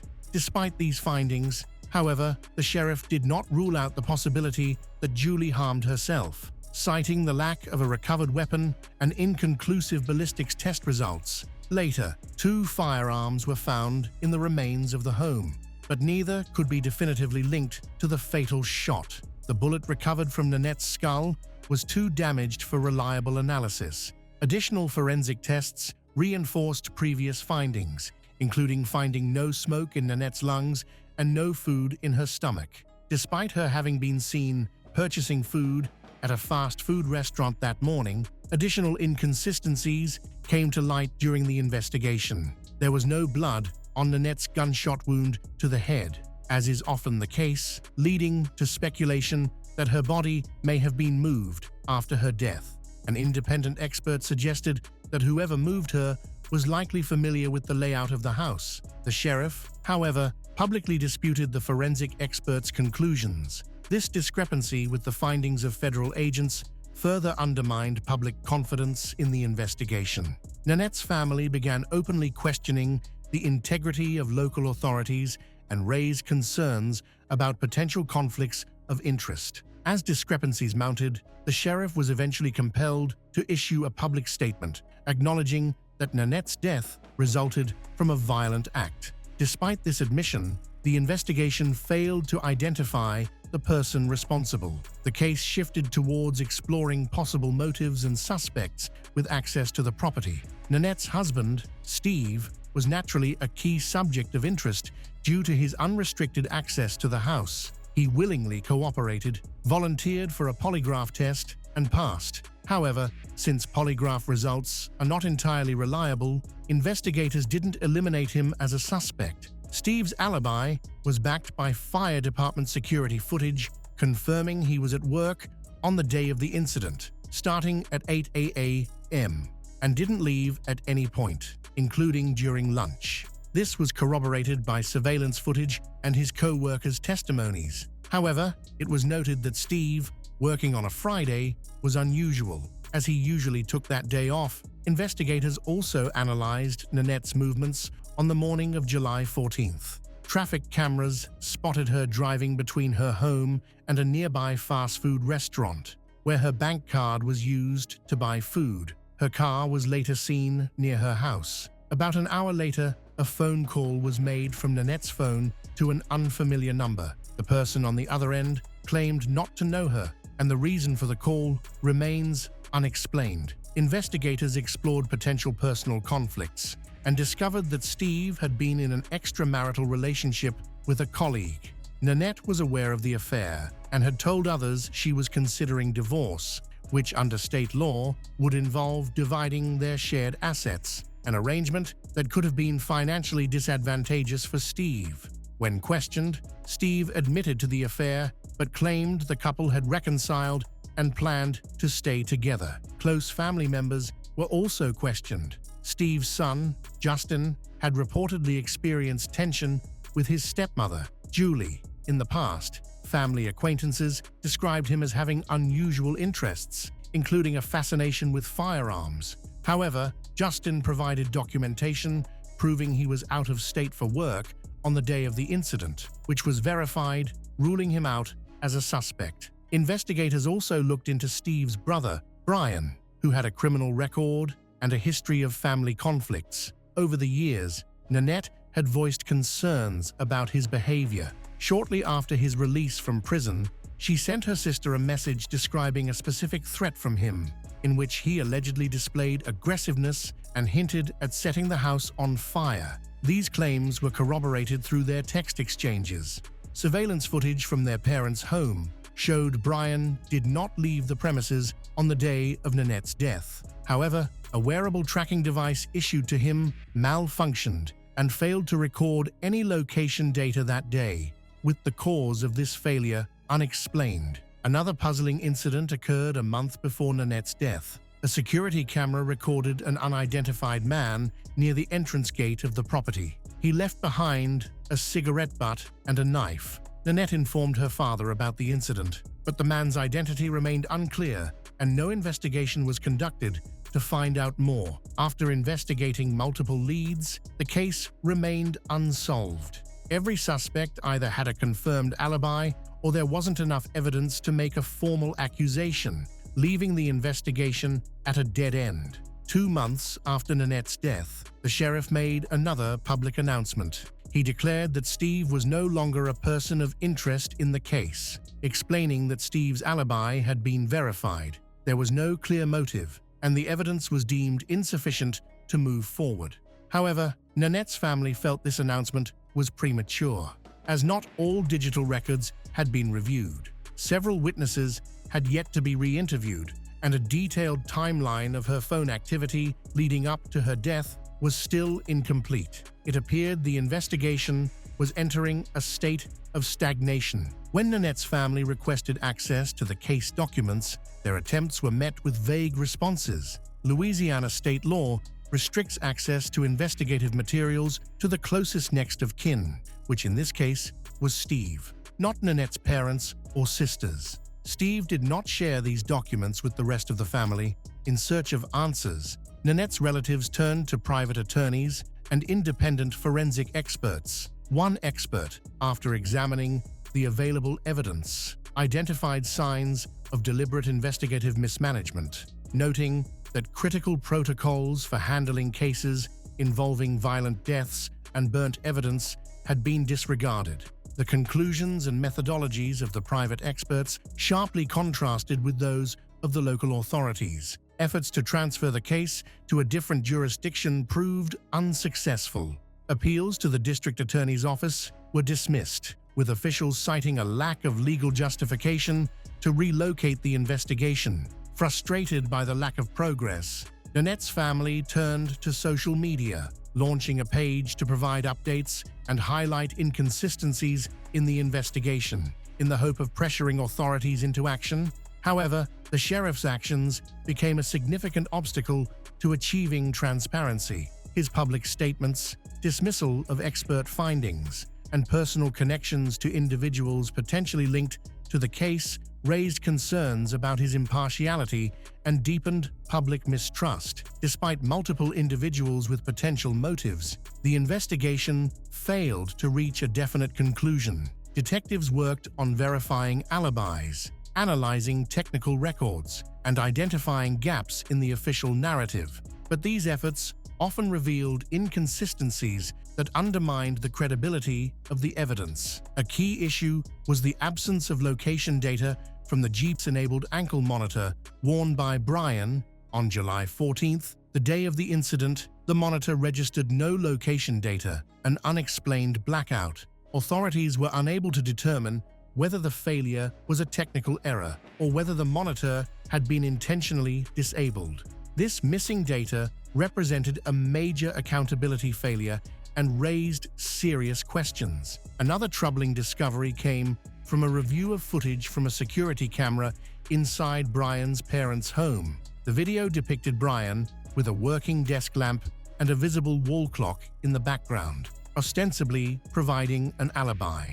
However, Nanette's family questioned the authenticity of this footage, suggesting it could have been pre-recorded or staged. Experts also observed that the angle and focus of the camera appeared unusual for a standard household surveillance setup. Additional uncertainty arose with surveillance footage from a fast food establishment showing Nanette's vehicle. Investigators assumed she was driving the car that morning, but the video quality was too poor to verify her identity. This assumption was based solely on her bank card being used to make a purchase nearby. The situation was further complicated by the fact that there was no footage from her home surveillance system on the day of the incident. Steve claimed the cameras had not been operational at the time, but investigators later found traces of accelerant on the damaged equipment. Experts concluded that the security system had likely been intentionally tampered with before the fire,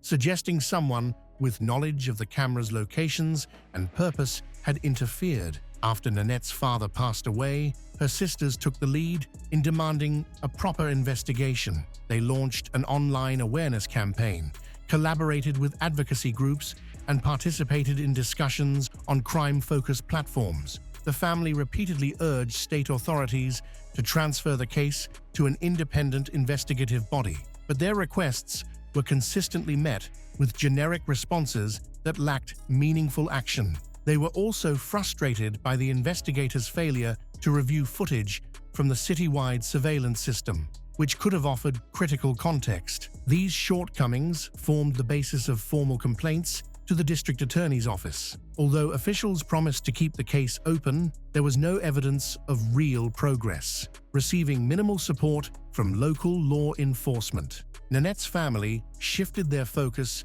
to building a network of allies. They connected with organizations specializing in unresolved cases, which led to increased attention on Nanette's death through podcasts, videos, and media coverage. By 2024, the case remained unsolved. However, new hope appeared when Colin Sims was elected district attorney. Colin publicly expressed his willingness to review the evidence, marking the first sign of possible investigative progress after nearly 7 years of inaction. As of March 2024, Nanette's case was still open, with no charges filed against any suspects.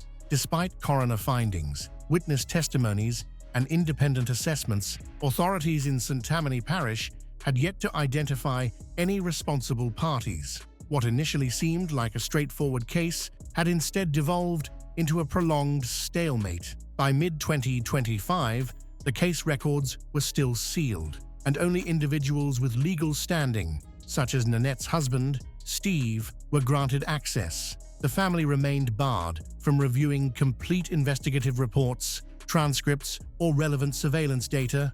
Repeated appeals to state authorities went unanswered. In response, a grassroots group formed by Nanette's friends and family continued to provide social media updates, urging the public to come forward with any useful information. The family also sought assistance from federal agencies like the Department of Justice. In their letters, they raised concerns about potential conflicts of interest involving local authorities and petitioned for the case to be transferred to a higher jurisdiction.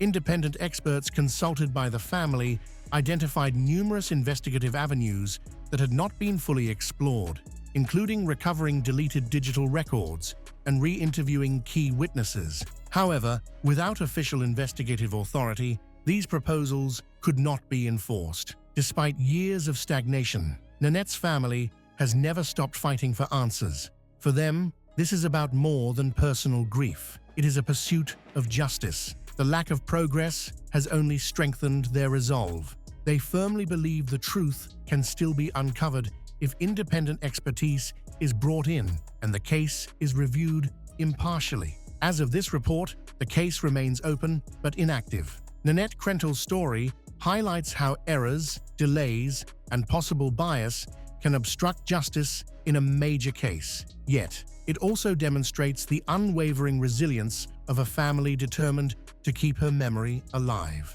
Their goal remains unchanged: to uncover the truth, no matter how much time has passed or how many obstacles stand in their way.